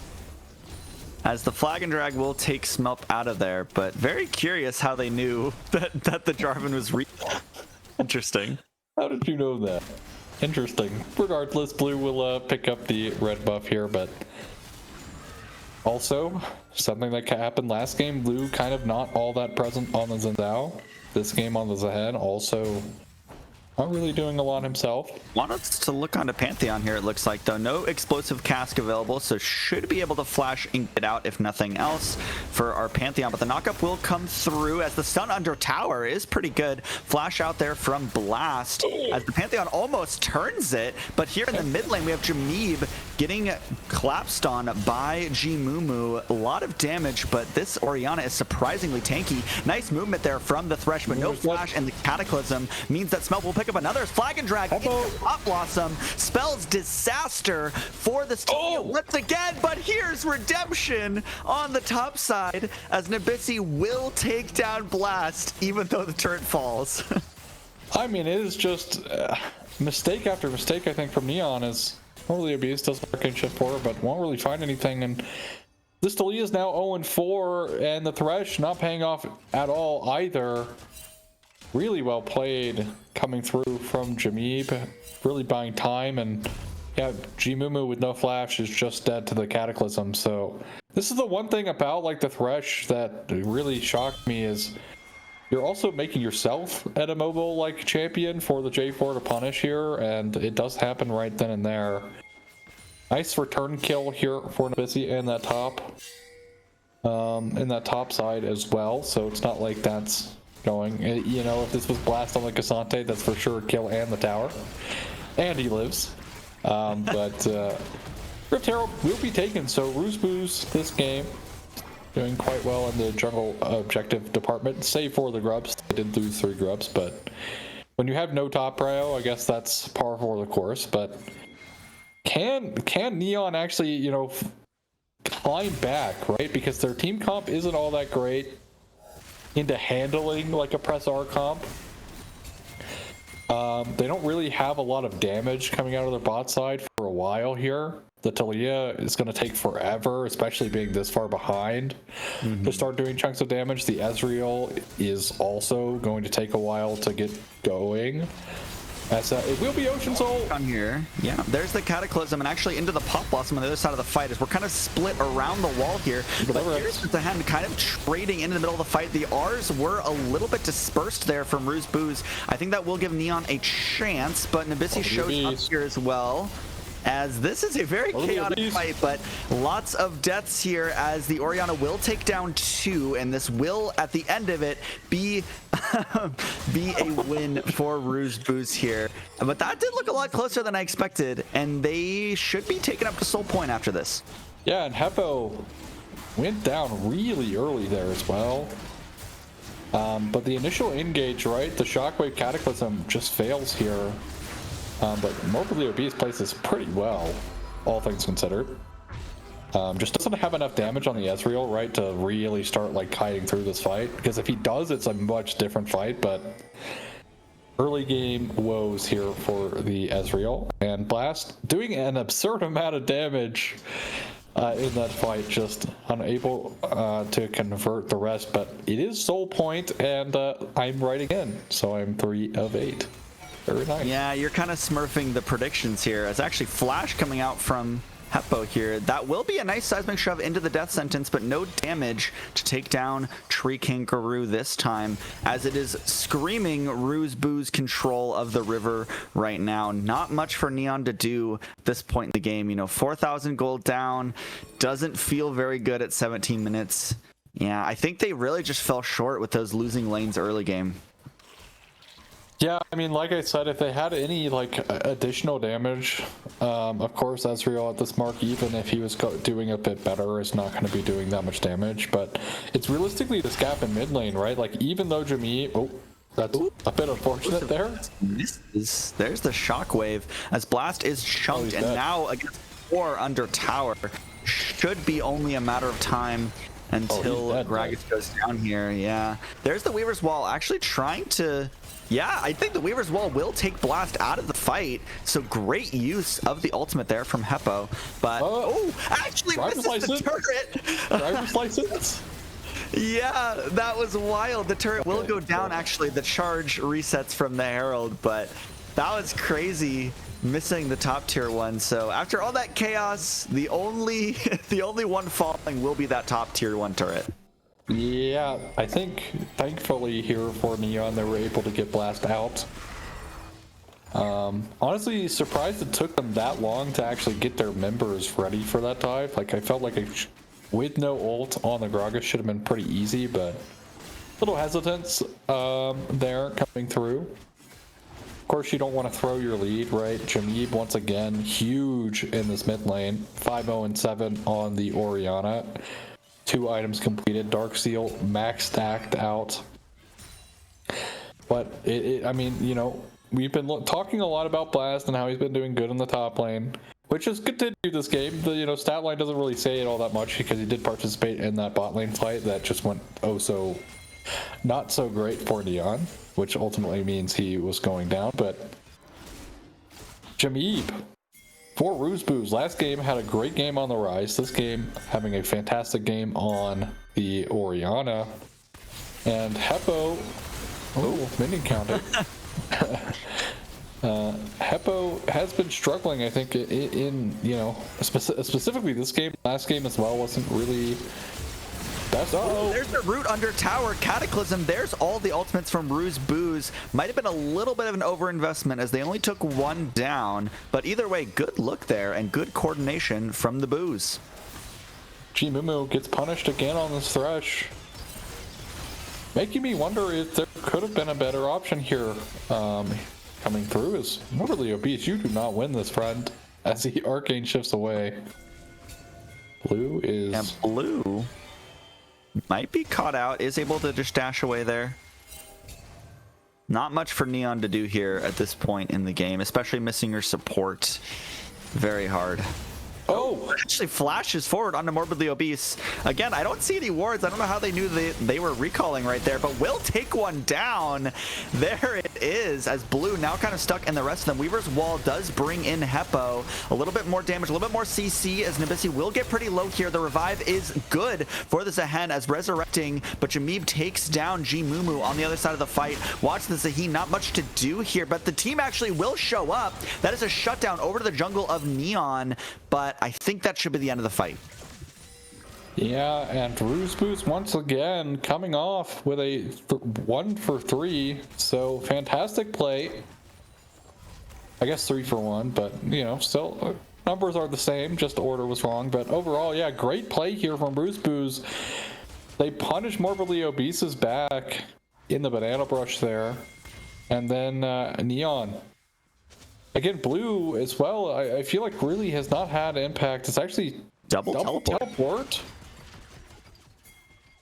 Don't think they'll be able to catch Misfortune either. Strut is good. As Blast is soaking up to measure. Now actually flashes from Cask onto Jameeb. That is huge for the team as another knockup onto Vinny Juan. Is here for the turn, actually gets on 4 with the Cataclysm, and the bullet time behind it is good. That play looks so good for Neon, but it looks even better with this ultimate comp, and their jungler wasn't there. Here it is for the Boos, as they should be able to clean this up. Now only 1 left alive for Neon, but it is Blue with the ultimate. Might be able to try and take this 2v1. I don't think so. He's 2 levels down on the J4, 3 levels down on Abyssy, and might go for a steal. Has Grim Deliverance. But here's the CC, here's the knockup. A good amount of healing. Ultimate popped, does get a little bit more damage down, but Nabisi will claim the kill, and this will be the Ocean Soul over to Ruse Booze. Yeah, I mean, looking at this replay, they just bite into this choke a little too hard. Excellent flash play from Cheat Kangaroo, who, again, on the support, doing so well, did so well on the Bard last game. And finally, Ruse Booze with Soul with a resounding T-fight win. Looking towards this Baron now. I don't know if Neon are even going to have a chance of responding, as Blue just spawned in. Yeah, I mean, jungler goes down at the end of that last play, so they just get Baron for free. I mean, this is Ruse Booze basically just running the map at this point. About 6,000, just over 6,000 gold lead here at 23.5 minutes. And they should be able to get a lot done with this Baron buff. Yeah, should be able to. I mean, you know, the Pantheon did struggle in the lane, but it's having no issue now. 6-1 and 6. Although a lot of that has been kind of cleanup kills, but again, who's keeping track? Of course, doing much better than last game, to where the point like Blast is not taking over the game 1v9. But the biggest issue for Neon has been their bot side in both games. Really struggling, and this game for sure, it really was their draft. Like, no chance of winning. As the Busy might fall into the trap that Neon has set here. A little bit more CC is good into the knockup. This is a very tanky Pantheon, surprisingly, as they don't have that much damage here, but the kill will go over to Blast. They did catch one, but look at the base. They're getting pushed in. As Smep maybe looking for the Cataclysm here. Unable to find it so far as they're pushing into the base, but here's reinforcements from Neon. They could try to take a fight with numbers advantage right now. You know, Blast almost has the teleport up, but it looks like Boo will recognize it. Here's the TP behind, trying to run for the hills, see if they can do it.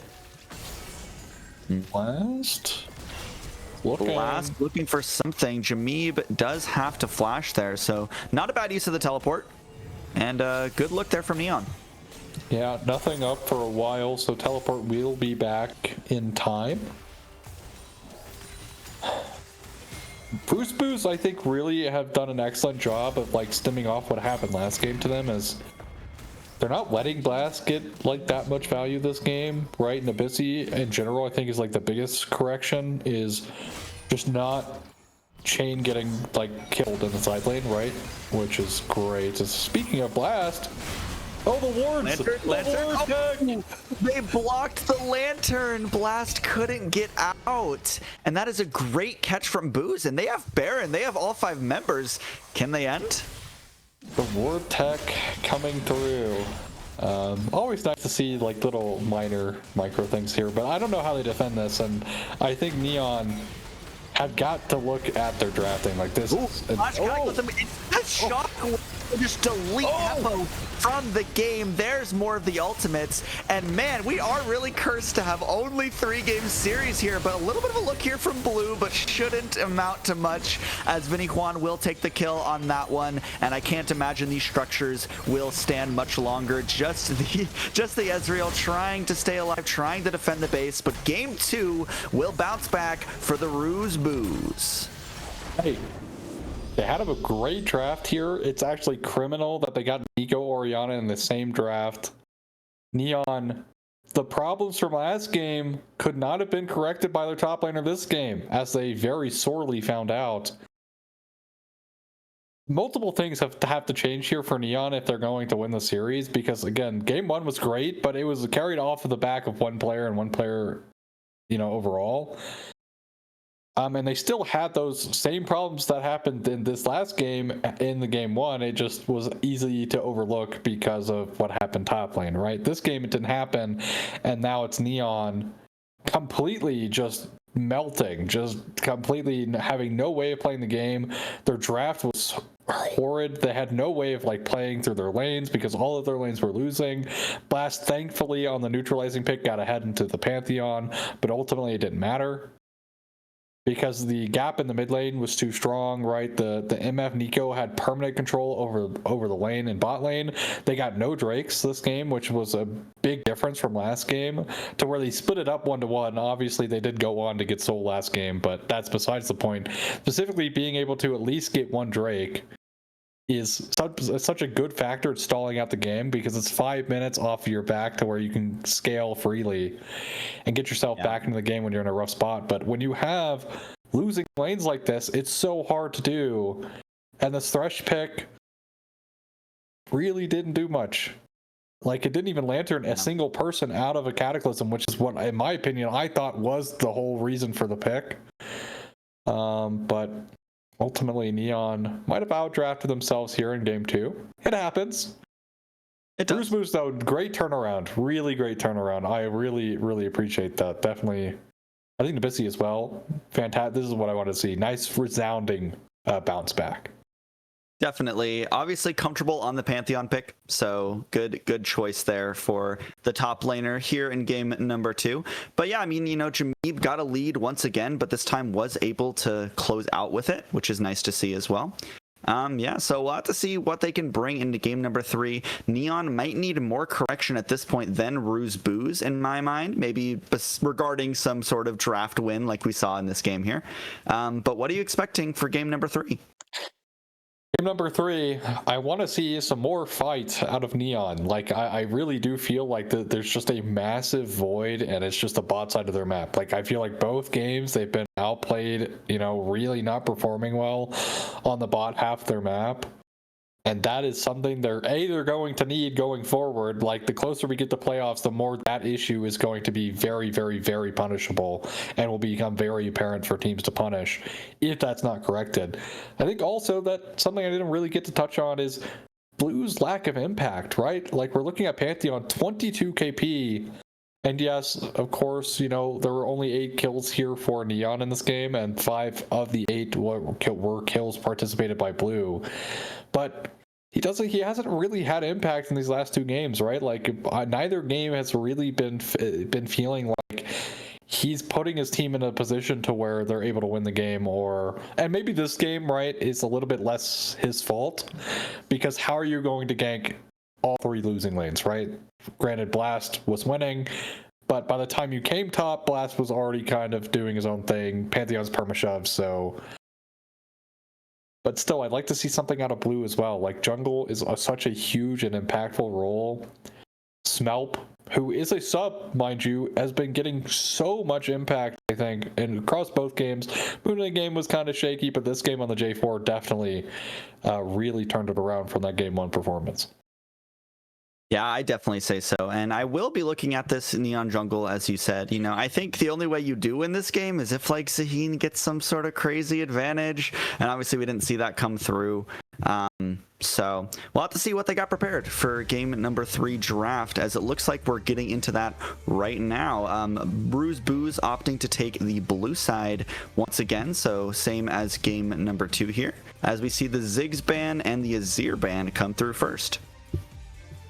Yeah, I mean, hopefully Neon, again, all you need is one, like, you can have one winning lane and one losing lane. That's completely fine. You don't need all of your lanes to be winning, but you can, you can't draft in a way to where all your lanes are losing, and then you also can't give over Exodia. You cannot just give over Nico or Orianna for free without having something prepped into it, which they very much did not.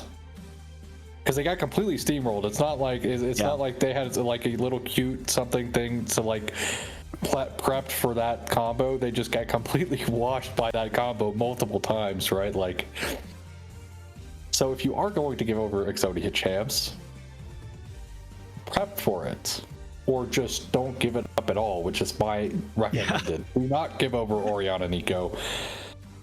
Borderline criminal that they also got Orianna Nico on blue side, because they first picked Nico, which means Neon could have picked Orianna. Like, that was something they could have done, and they just didn't. Yeah, that's a little bit crazy, as the rest of the bans have come through for round number 1 here, and the blue one will be a Volibear, which is very interesting. I don't remember seeing Volibear on jungler top. Do you know where that's going? Can go both. I mean, you can keep it flexible here. Keep us guessing here on the desk, and I mean, he's definitely strong. Well, can be strong in both roles. I think the jungle is kind of a bit disappointing because if the game goes too long. Speaking of, here's one of his counters in the top lane. It is actually Shen. You can prevent his W from going on you. With your W, you also have the ability to not get stunned as well. You have some choices here with a Shen, and you can also basically make him waste his like Q stun if you taunt him while you're in, you know, your W, so he won't have that up. But regardless, Bruce Booze with a interesting start. Decent answers from Neon though. Corki has been such a tried and true AD carry since they made his AD carry changes. Kind of forced him out a bit. He's been an AD carry ever since that point. Continues to stick around. I think if you don't really know what to play in AD carry, you can always slam Corki and be okay. Yeah. No Caitlyn ban though, and statistically, Caitlyn is his worst matchup solo queue wise. Caitlyn versus Corki is not very common in pro play because Caitlyn hasn't been all that common since the Corki AD carry changes. Will be Ashe though. Maybe Ashe Seraphine in the cards here for Ruse Booze. Yeah, it totally could be. That's a pairing we've seen a lot lately in the pro scene. And Ashe is similar to Caitlyn in one way, you know, got that extended range. I think the second highest range besides, like, you know, max passive Tristana. So it will be the Ashe Seraphine there. Very high range lane maybe to punish this Corki. I do believe that Nami is still available, which is a pretty common pairing with the Corki. So maybe Neon will just opt into something like the Corki Nami, and this will be a pretty standard bot lane like we usually see. But we'll see what they want to go for R3 here. The last pick before we have a second round of bans. But also maybe be thinking about Braum, just so you don't have to deal with Encore later, which might be a bit rough in the lane though. Will actually be Leona, so some CC, maybe some pickability here for the side of Neon to maybe punish out a mispositioned Seraphine, although True Kangaroo has been playing quite well both games already. So I'm not quite sure if that's going to really pay out. Of course, Ashe also immobile, so you can punish out the Ashe as a potential. But we are going to get into our last round of draft, or last round of bans here during the draft phase. So GP and the LeBlanc coming through, which both interesting bans. Not really seeing those as commonly, especially the GP. Although I do think GP is in a really good spot. So, you know, if you can play GP, he is hard, right? And it is hard to get value out of in competitive play in general. But honestly, if you can get value on the champ, it is pretty formidable. So I'm not too upset about seeing that banned away, and it will be TF banned, which kind of one of those global roamers, can have pretty good impact, right? You get your ultimate, you roam bot, you know, with gold card, you stun up Corki, Corki die. So. Yeah, so they don't want to deal with that for Neon. I do like the Leona in general, you know, not necessarily even for the lane matchups, but like I think when you're kind of struggling to, you know, get like picks, when you're struggling to kind of coordinate as a team, like we kind of saw with Neon a little bit, I think it is good to have just like a high CC champ. You know, you get the solar flare, you get some CC on one target, that's a signal to everybody, like just kill that person. You know, they're going to be CC'd a while. It kind of maybe gets everyone on the same page. I know I've experienced that playing, you know, in Aegis before, where it's just, if you get CC, sometimes it just helps you get on the same page with the rest of the team. But will be the Xerath blind for the mid lane here. Very interesting with the rest of the comp. You know, you got some poke with the Corki, you got some poke with the Xerath, but then you have an all-in from Leona, which seems a little strange without a dive partner there. But who knows? You are, well, the big thing is giving CC for poke as well, so you can kind of like morph this into like some pick poke comp, which is not necessarily bad. Although Xerath, not very well known for mobility, which means things like the Ash Arrow might be a bit of a struggle for him to avoid. And hey, that champion that has been prevalent in 66% of games, sorry, 68% of games, I did double check, makes her appearance here as, you know, 67% win rate as well for herself. Still technically flexible. We saw a lot of Mbessa jungle previously, but it did get nerfed, so not as common anymore since the nerf, but it's still there. And the Ahri did get buffed on this patch as well. Some minor buffs, but much needed, I think, and is in a better state. Should also, you know, should help her reliability on Malignance, because they didn't nerf or buff her ultimate cooldown.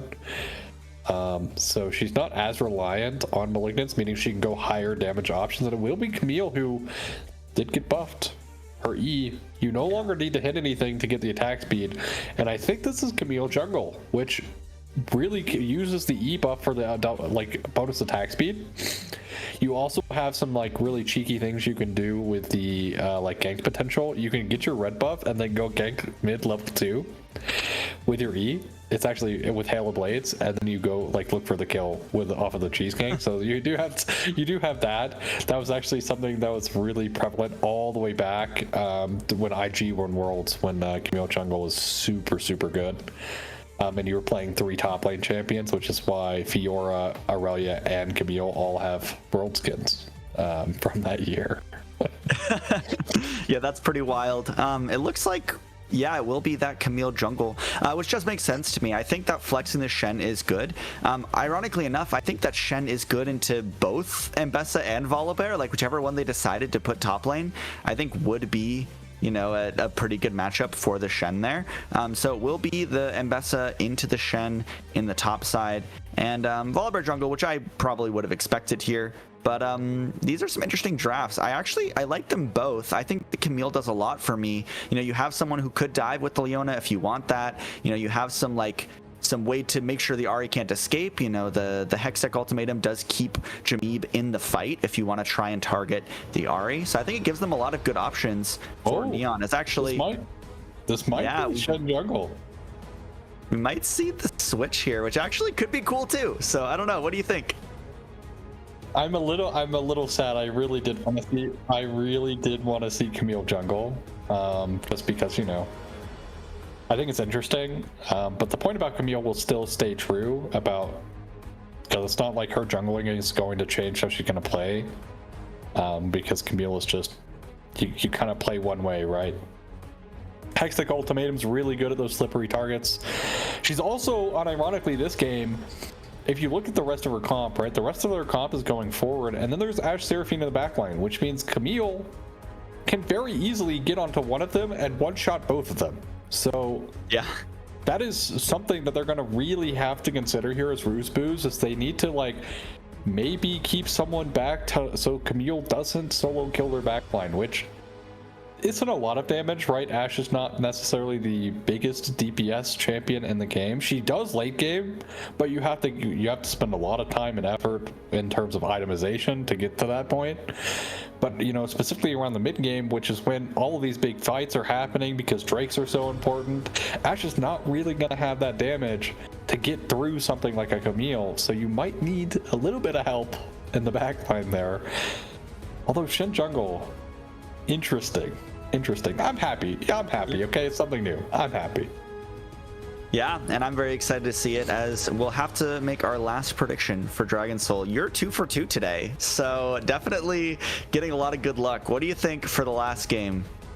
Oh, it's an Infernal Soul for sure. It's just has to be an Infernal Soul. Has to. Okay. I'm gonna go Hextech.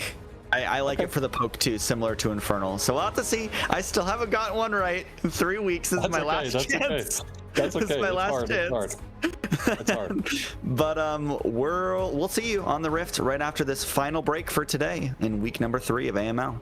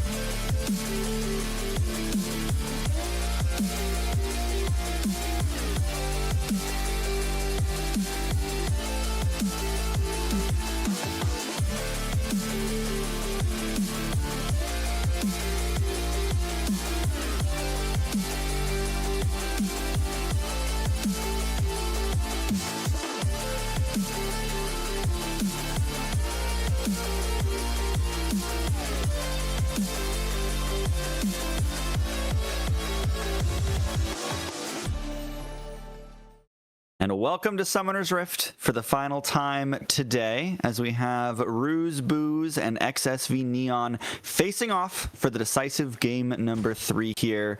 And what are you thinking about early game? This Shen jungle. Can blue get something done this game? That is the biggest factor, I think, for Neon to succeed. As the Corky does get rooted up here. Morbidly Obese does find a little root there, so decent trade. And of course, once again, we are seeing double range bot lane here from Ruse Booze for the 3rd time today. Neon playing, you know, more of the melee style supports. Heppo, I think, has consistently had like really good early lane phases, and then it just all falls apart for him. Yeah. As lots of trading here in the bot side. Definitely feels bad to be a Leona against an Ashe Seraphine, I will say that. At least until you hit level 3, you know, then maybe you can try to find an engage. You can try to see if you can get blue down on that bot side or something, but these early levels are pretty rough, to say the least. I wonder if Leona took W level 1. Like, I would hope that is something she did, but because it will like really save you HP when you're in these harder matchups. But I don't think she did. Zenith Blade. Yeah, we'll have a little trade there, but it is not worth it. Look at the health lost. That is very brutal. And you know, the one golden rule if you're playing engage supports into ranged is you have to try and keep your health high. If you don't have health, you don't have an engage. Oh, find out there definitely for sure didn't have W. Which is, you know, really telling. It's forced to reset early here, as Shen's jungle clear is actually going quite well here for him. He's on his blue buff here. Should be finishing up with Volibear. Nice charm from Jameeb, who really shining member here for Ruse Booze. But priority here in the bot lane once again for Ruse Booze, which, despite, you know, the Sivir game was the outlier here because Nice trades here from Blast. Shouldn't result in a kill right now, I'd imagine. Although Nabisi kind of trading forward, trying to show off how well they know the limits on this champion. But very explosive top side, and we saw it go Blast's way twice, basically, at least in the laning phase. Oh, blue is here. We have blue could flash taunt, but actually misses the taunt onto Nabisi, and that is very rough. Blue trying to get something done, but isn't quite able to execute. Blue also backing on a ward, has the base canceled. Smelp is here.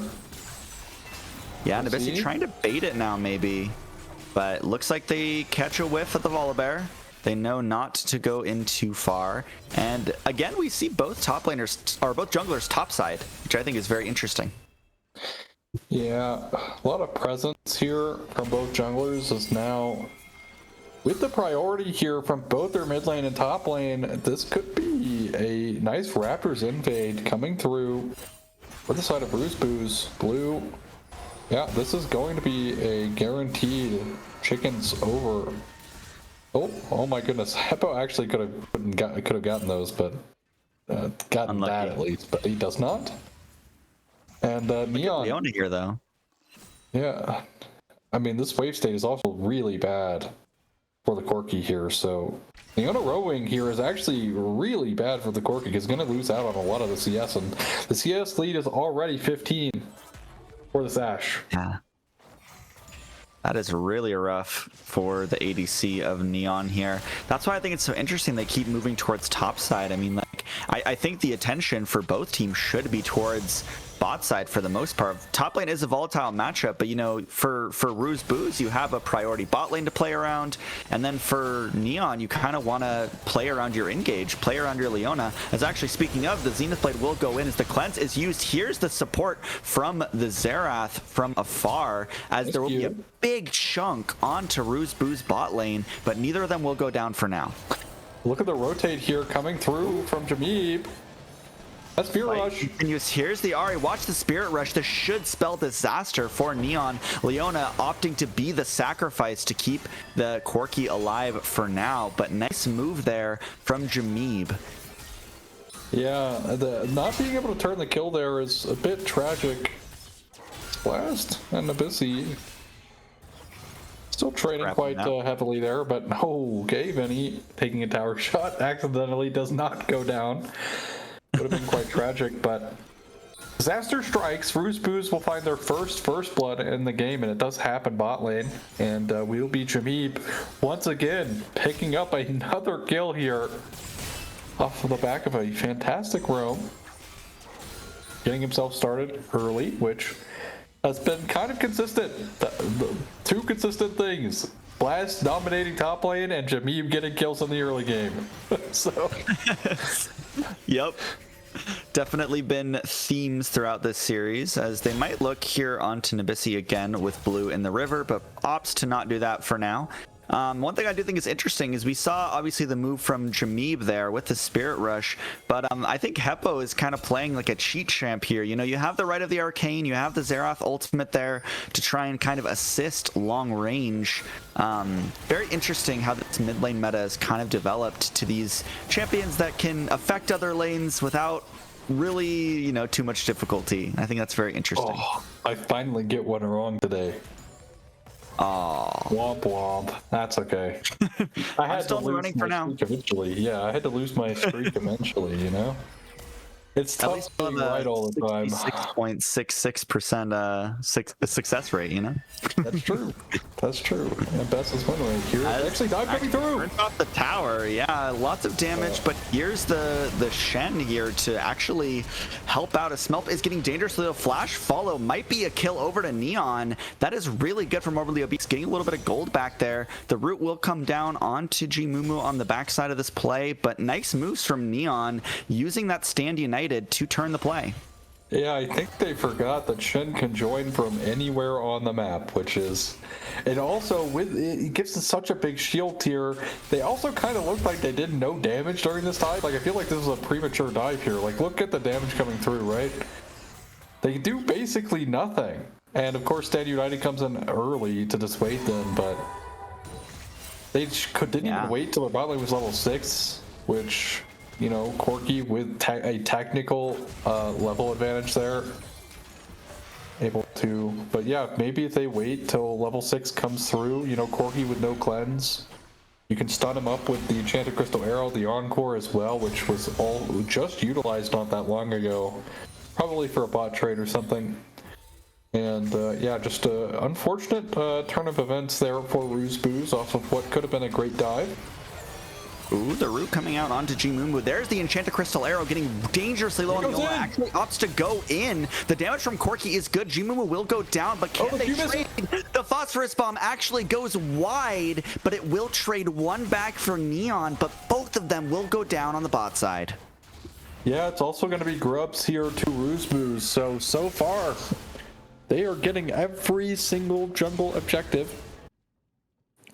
And Gmumu, I think, also accidentally stunning the Seraphine there. Stuns Ashe, maybe it's a bit better.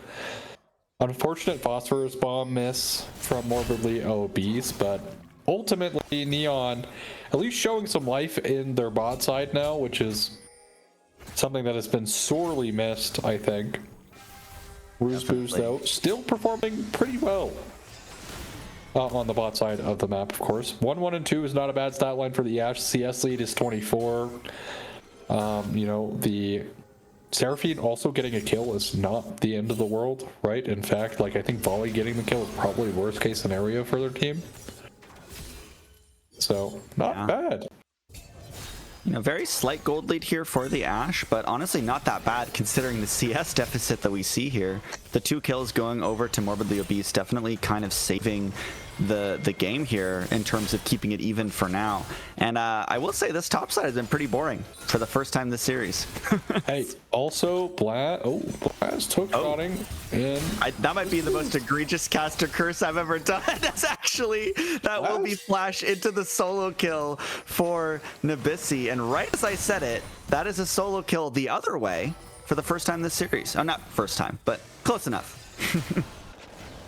I'm not sure what Blast was thinking there, but maybe he was going to like hit his E and then use the ult to like cancel out the tower. Oh, There's no one around. What? G-Mumu What? goes in. Will just be permanently slowed. There's the Enchanted Crystal Arrow. Blue here to try and save the play. Actually gets the taunt onto Smelp, which will result in another kill for this Corki, but can they kite it out? Ash has lethal tempo. They're trying to go for the burst. There's Phosphorus Bomb. There's the right of the Arcane from the Xerath helping out in the play as Jameeb has to go ahead and retreat here, but in the top side, we have both ultimates invested. Here's a solo kill back for Blast, and man, we got action all around the map, but a very even game. I mean, I'm so confident on this with G-Mumu. Literally just waits for Corki to actually be there. It goes so much better, and they don't even drop a kill, but it still works out, okay? Some life here for Neon's bot side. Like I said, that's exactly what they needed. Blue getting active. Stand United also to give the Corki some HP as he valks into 2 there. Yeah. Also forcing out the flash from Jameeb with his taunt. So great plays overall coming out of Blue, and basically all things that Neon needed to be fixed are kind of corrected. CS lead here for the Ash is a bit unfortunate. You know, the Corki could be doing better, but 3-1, not bad.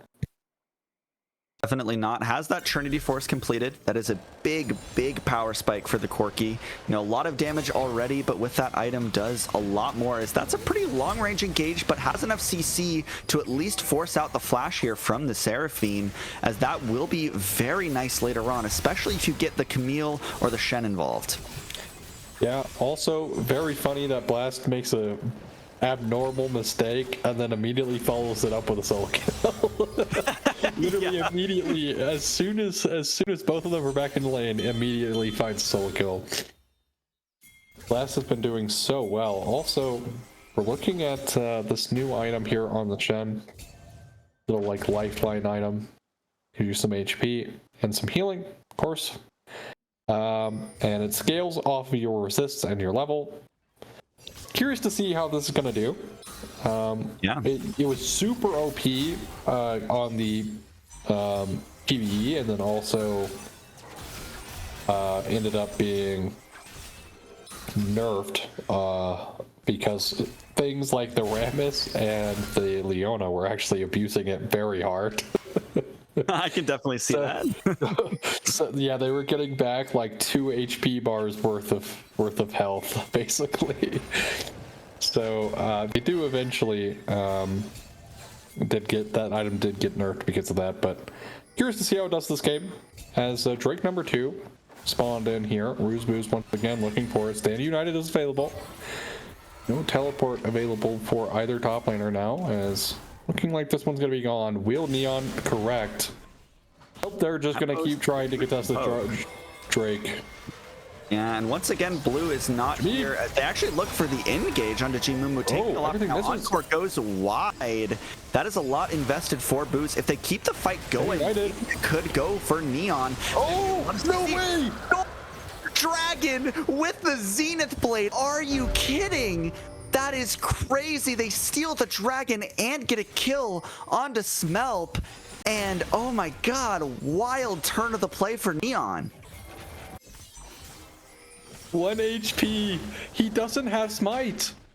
Smelp goes for the Drake with no smite. His team is cut off. They whip both the Enchanted Crystal Arrow and the Encore, and they're left with nothing. Look, 1 HP. Zenith Blade gets it at 1 HP. Wow, as we're actually into a dive here attempted from Neon, but Blue will get stunned up, taking a lot of damage so far. We'll see. Heppo is here to back them up. Now a flash forward from Vinny Kwan will actually take the kill, but it goes into the taunt from Blue for the revenge here for their team. But here's Smelp trying to fight, but now in a 1v3 scenario, actually will take too much damage. And Heppo looking great on this mid lane mage. Hey, like I said, Neon have certainly corrected their issues. I think Benny flashing forward for a support kill in the face of a Shen with taunt available is not worth it. In fact, finds out exactly why that is. Gets instantly taunted and dies. And Neon doing really well and Blast in this top lane still doing as well as he's been doing the entire series, which is putting this Neon team in a position they haven't quite been at before this game. Yeah, you know, they took game 1, but mostly off the back of Cassante doing some crazy stuff. Here in game number 3, it feels like a team effort. It feels like they're all putting in some work here to try and keep themselves in a winning spot here. About a 2,000 gold lead here on the map. And I will say, if that timer in the top is correct, then I am once again wrong about our Dragon Soul, which means I'll be looking forward to week 4. Who cares about this game, you know? Yeah, it will be the Mountain Solace game. You can tell by the minimap, extra walls around the blue buff. But that being said, Engage coming through in the mid lane. Goes and lots of CC. The cleanse is used. Encore hits too, but here's Stan United onto Vinny Quan, and that will be enough damage. Heppo actually claiming that one from afar with the right of the arcane. And good look there and good coordination, but Jameeb once more actually caught by the taunt out of the Spirit Rush, and that is 2 dead for Ruse Booze. This is looking dire now. Yeah, Jameeb. There has been basically one Jameeb play every game so far. That it's been like, man, why did you walk back up, or like why did you do this? And that was exactly that play. Spirit rushes forward for the last and just gets daunted by the Shen max range, which not ideal at all. But it's gonna be Neon here, despite their issues throughout this series, fixing those issues and pressing their lead, picking up this Herald, and hey, much like, you know, game number 1, the Drakes are split 1-1, so they aren't even in this uncomfortable position where Ruse Booze have like fast tracked their Drake, and that came off of the back of a Zenith Blade steal at 1 HP of the Drakes. Yeah. You know, a win is a win for Neon. And they're doing a lot of that winning, as even the CS lead here for the Ashe is really stabilized. Corki down 2 CS now. Yeah. Yeah, very crazy. He's actually charmed out of the dash. Does invest the Spirit Rush there on the top side. But what I really want to know is what happened in the proverbial locker room that helped Neon really just get their head in the game here for game number 3. Maybe it's comfort champions, maybe it's a draft style that they're more comfortable with, but either way, they are looking very good, as now we're basically tied in objectives 1-1 in Dragon. Next one coming up here in about 45 seconds. Mumu will get stunned, but should be able to walk it off for now as the teams fight for control of the river. Yeah, and one thing as well that has Mumu should be caught out once again, is tanky enough, has the Stand United, gets onto the Ashe once again, as Jimu will claim the kill there, but they have so much support from range with the Xerath. But here's the public execution on to 3. They turn the fight for now, but watch Blast. Blast has a lot of damage, and actually it still will be a winning fight for Neon here. Flash over the wall from Jameeb will get out for now, but Blast looking onto the enemy support will chunk so much damage. No chance there for the Seraphine, as Blast will use the flash to claim that kill. Last kill over to Heppo, having an amazing game on the Xerath. Neon popping off in the last game of this series. Man, a 3-man encore is still not enough to get another kill. That is just insane to me. Well played from Neon though, even though it looked a little scuffed. Morbidly Obese does flash in the encore there at the end, but was gonna die regardless, and Blast is here full HP. And yeah, look at the burst coming through, as we'll be Drake number 3 of the game, going towards Neon, their second of this match, as they get closer to their Soul Point Mountain, making its appearance for the first time today. It really should be more just like one dragon for the side of Neon right now, but this Blade Steel definitely coming in clutch. Man, that 1 HP you have a little bit longer. Yeah, I mean, if you're Ruse Booze, you have a little bit longer. You have at least, you know, you can give up one more dragon before you get to that soul. So maybe they try to scale, maybe they try to get some more items onto this Ashe. But like you were saying on the draft phase, Ashe needs a lot of items to deal good damage, unlike other AD carries, as Blast getting chunked here, trying to take Stand United. Here's the Stand United. Oh, this is so toxic. For the Mbessa. Public execution does keep them alive for now. Bessie flashes out, but will be followed by Blast, taking the kill and on a rampage now. This Camille is going strong. There's the solar flare. Cleanse coming out, and this is crazy. They just have so much catch. I doubted them during the draft, but this is looking crazy for Neon. 2 plays in 2 lanes, both going their way. Nice work across the map. Heppo is kind of the biggest shocker for me in terms of like turning it around, right? Like the Taliyah was really brutal. Canivia was okay, but still. Jameep was easily gapping in that game as well, but this game, Heppo on the Xerath, 8-0-4, 12 out of 19 KP. You know, really been in the right spots at the right time to utilize his ultimate to get value, to kind of help his team. But also, like, how toxic is it that you Hextech ultimatum someone and they can't get out and then Stand United on top of the Camille, so they just get instantly taunted once the Shen gets there. Pretty toxic stuff coming through from Neon, but this is what I want to see, right? Like Blue also having much more impact. Granted, that's also due in part because of the ultimate that he has, right? But at the very least, it is forcing him to get active and do things for his team, which we were really lacking on the Xin Zhao and Zhen. And Blast continues his excellence as he once again looks to flame Horizon here. Yeah, very close to that. And, you know, we were talking about the jungle. I think that this Shen has been a very different and very good look here for Neon. Opting for the Abyssal Mask, which I think is really good. You know, help that Xerath burst do a little more. If you taunt right into that right of the Arcane, it will do even more damage as boosted by Blue here, as Blast kind of just doing whatever they want in the side lane.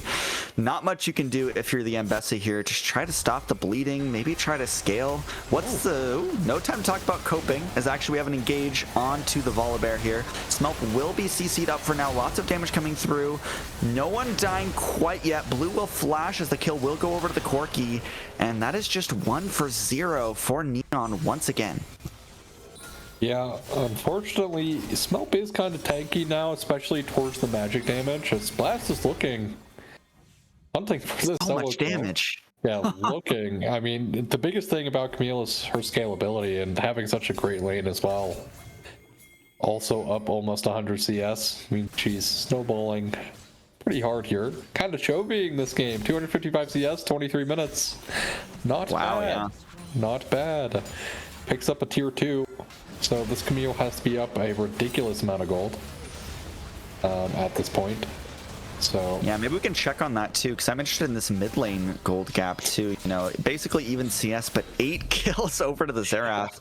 That mid lane difference will be a lot, as top lane even worse, about 4,000 gold. It's double the mid gap. It is double the mid gap. Yeah, which is so funny.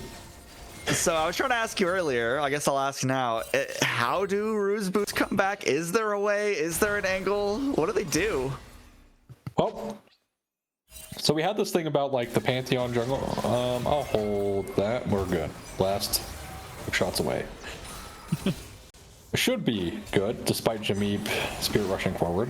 And yes, he will be completely fine. It's level 17. I'm getting Cassante flashbacks if they wanted to keep pressing that. Regardless, they have really good pick tools, right? So they can pick the people out. You have Enchanted Crystal Arrow, you have the Encore, right? You have things like you have Ari Charm as well that compare with it. They have great pick tools, but they need to find a way to get that to work. It's not going to happen on Camille unless they put 5 people here. And they probably will lose at least 1 person for that kill.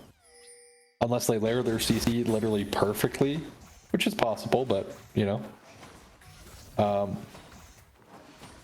And then they also need to connect it onto maybe not the Camille. They have to find like the Corki or the Xerath. But the Xerath is playing so far away that it's been really hard for them to actually pick out the Xerath. So it's really just Corki. And does that really make a difference? Not really. Your jungler who's playing Volibear, who's really dependent on getting a lead early and snowballing, is 0-7. So not to be like the doomer here, but not looking great for Booth. I will say, not looking great.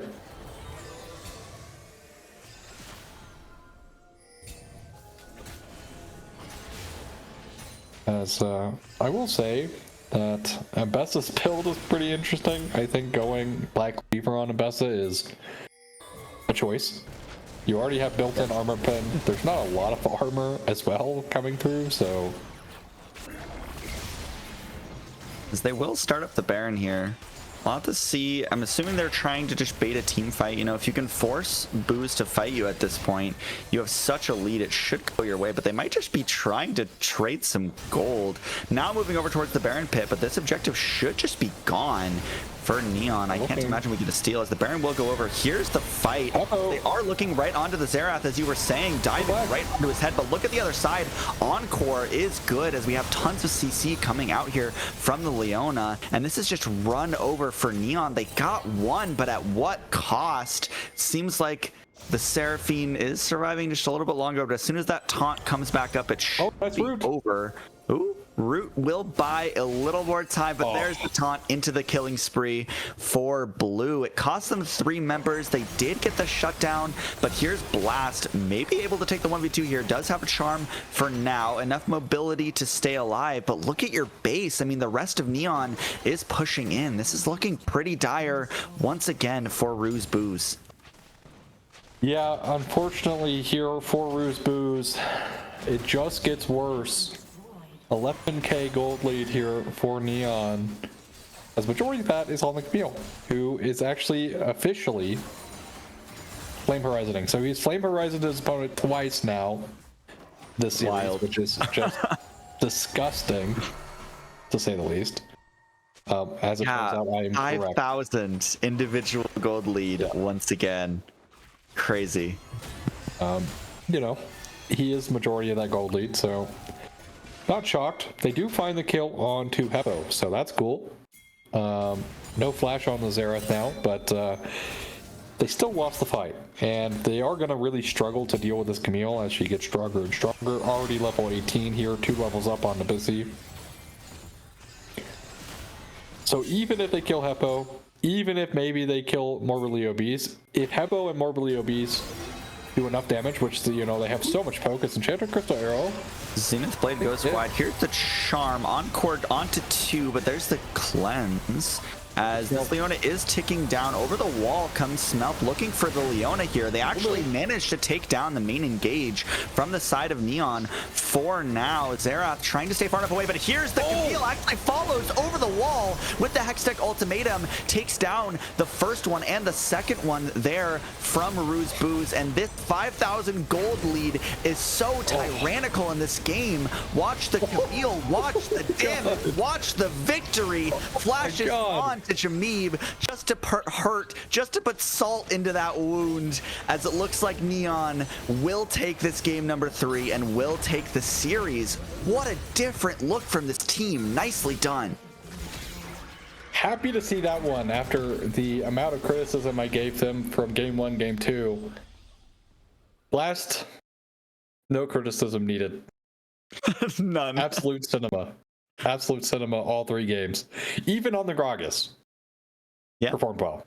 Like, I have nothing bad to say. But Neon A, they have to figure out drafting, right? Because I think it is completely unacceptable to give up Nico Oriana. If they pick Nocturne as well, that draft is even worse for them, because the Ezreal now can't Arcane Shift away as easily. You also still kind of like, this game was a better look. I won't deny it. It was a far better look about your laners performing well. But when you have 2 out of your 3 games where your laners on the bot side of the map are doing really poorly, doesn't inspire me with confidence. This could have been a one-off, right? Like, this could have been a one-off specifically for Ruse Booze where they weren't playing that well, right? Mm-hmm. So, for me, I think for Neon, moving forward from this match, as we are, about to hit the halfway mark of the split before we get into playoffs, right? You do need to consider that all these problems will get, looked at by other teams. It's going to be noticeable. It's going to get punished. So it's time for you to now solve those issues consistently. And again, maybe game 2 was a case of you just had a really bad draft and you just really could not play the game because of the bad draft. That's fine. Game 1, though, right? You had Sivershove, right? You had, the Anivia, who has a great matchup into the Rise, but the Rise ended up being like 8-1. You can't rely on Blast every single game to win you. This game is a great example of that not being true, right? Blast does, in fact, do 38,000 damage this game and is still doing phenomenally. But they still had great looks across the board, right? Heppo on the Xerath was doing pretty good. The Corki, even though the damage numbers don't really show it, right? It's not like a Camille versus Mbessa side lane for them to constantly farm damage out of. So damage numbers are a little inflated here, but regardless, they do pull it together here, and that's great. Now for Ruse Booze, Jameeb, definitely the highlight, for sure for them. I think Tree Kangaroo as well had some excellent moments. I think the Seraphine was kind of a miss this game, but you had 2 great games, right? I thought you had a phenomenal Nico game, and then you had a great Bard game. The Bard game was fantastic. Just a bit unfortunate that Kazante completely 1v9 that game. Yeah. So they have some good pieces, right? Jameeb, I think, again, is their most consistent player. So play around Jameeb more, right? Something that was missing from this game was Smelp. Smelp, I mean, of course, it's a sub, so not hard flaming here, because it is hard as a sub, right, to fulfill like a main role, especially something like jungle. It's really hard to, kind of fit in with the team. Did a pretty decent job, all things considered, but this game, not really able to have that impact as you would have hoped from your jungler, which was the difference maker, right? Blue actually did get active and gave Neon a far better chance at this game. But MVP, we all know who it is. It's Blast. Come on. Consistent all 3 games. You know who it's going to. Definitely Blast for the MVP of this series so far. I will say, if your other AML teams, maybe take a look at how Neon drafted here. It seemed like they were way more comfortable with this style where they can poke from range, they can coordinate with those cross map ultimates, the Xerath ultimate, the Shen ultimate, and they looked pretty good on it.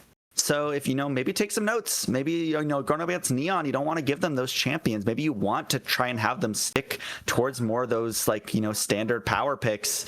But either way, they looked really good in this game number 3. And I'd be scared, even though they had a little bit of inconsistency. I think if their bot side stays strong, Blast will just run through whoever's on the other side of that lane.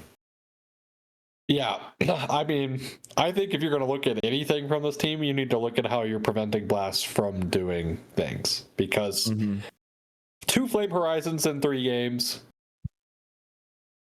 1v9 performances in 2 of the 3 games. The second game was also fantastic. Ended up solo killing his opponent on what should have just been a lane neutralizer. Yeah. Does make a small mistake, tower diving there does get taken down in this game.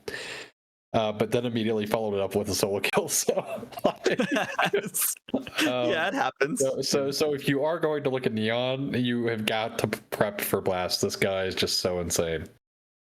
Yeah, definitely keep an eye out for Blast if we get into the playoffs, if Neon gets into the playoffs, rather, as we have a few more weeks left of the regular season.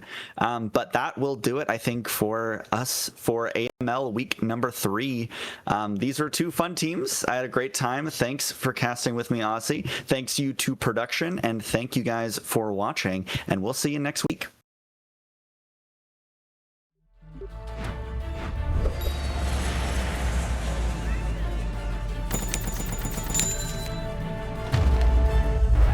Bro, just use Zen Market.